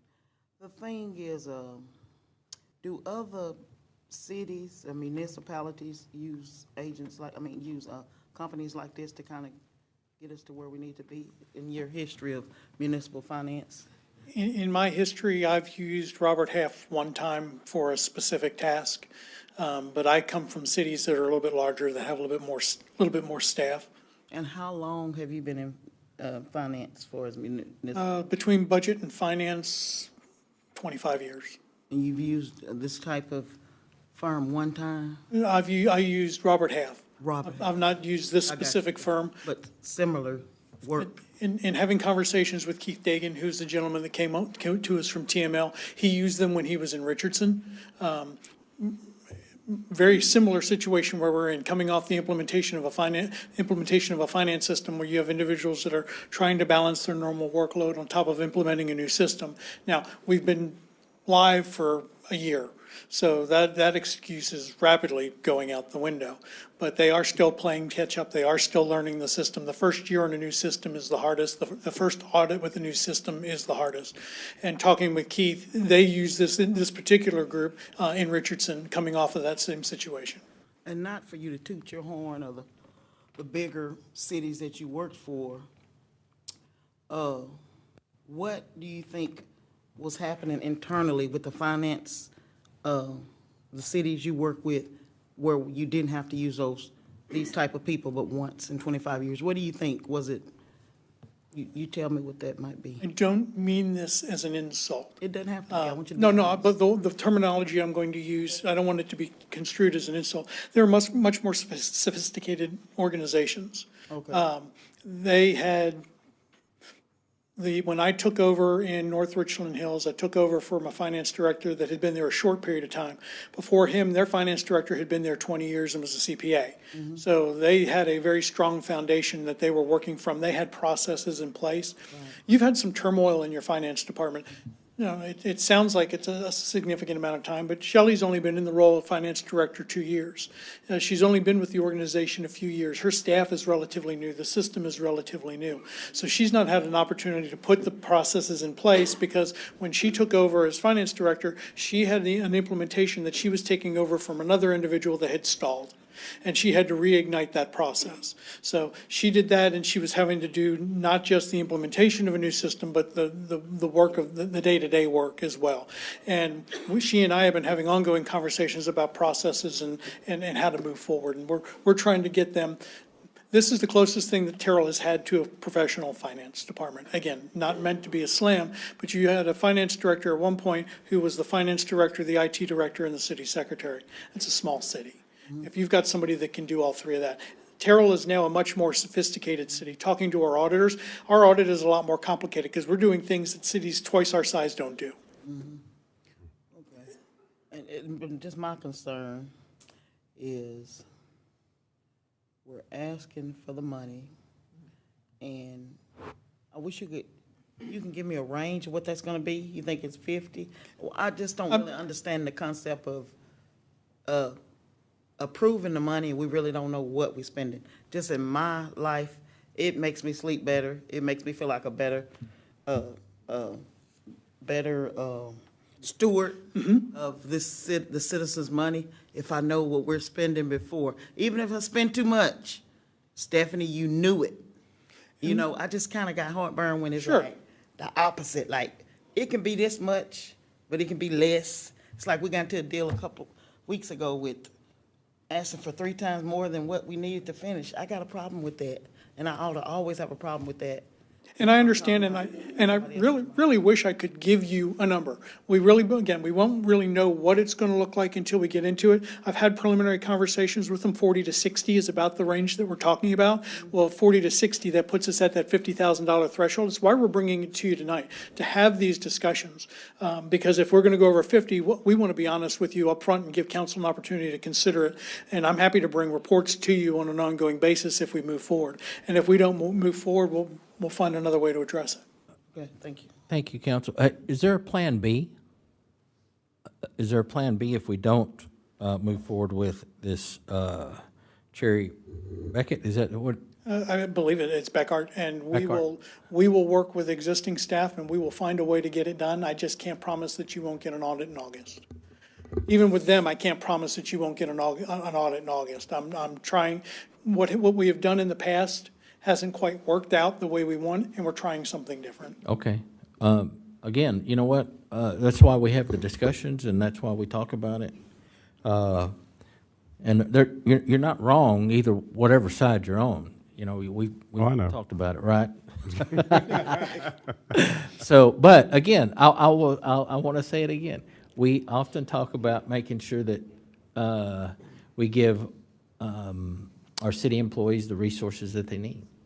Our department heads the resources that they need. They're asking for some professional accounting help that will also help us when it comes to transparency and what the finance department is doing. So it's a win-win. But again, anything else you want to add, or does anybody have any more questions? Hearing none, is there a motion on item 6.7? Motion to approve item 6.7 as presented. We have a motion. Is there a second? Mayor will second. Is there any further discussion? Hearing none, all those in favor, let it be known by stating aye. Aye. Aye. Nays? Nay. So the motion fails 3-2. All right, next item on the agenda is our consent agenda. They are 7.1, 7.2, 7.3, and 7.4. Is there a motion on the consent agenda? Motion to approve consent agenda. We have a motion. Is there a second? Second. We have a motion from Phil Robinson, Deputy Mayor Pro Tem, District 5, a second from Donna Renee Anderson, District 2, to approve the consent agenda as presented. Is there any further discussion? Hearing none, all those in favor, let it be known by stating aye. Aye. Aye. Any opposed? Motion carries unanimous vote of those present. Our next item on the agenda are our reports, monthly reports. I would ask that the council reach out to our police department, our Star Transit group, our housing director to view those reports if you have any questions on those. At this time, we're going to adjourn into executive session in accordance with Section 5.5.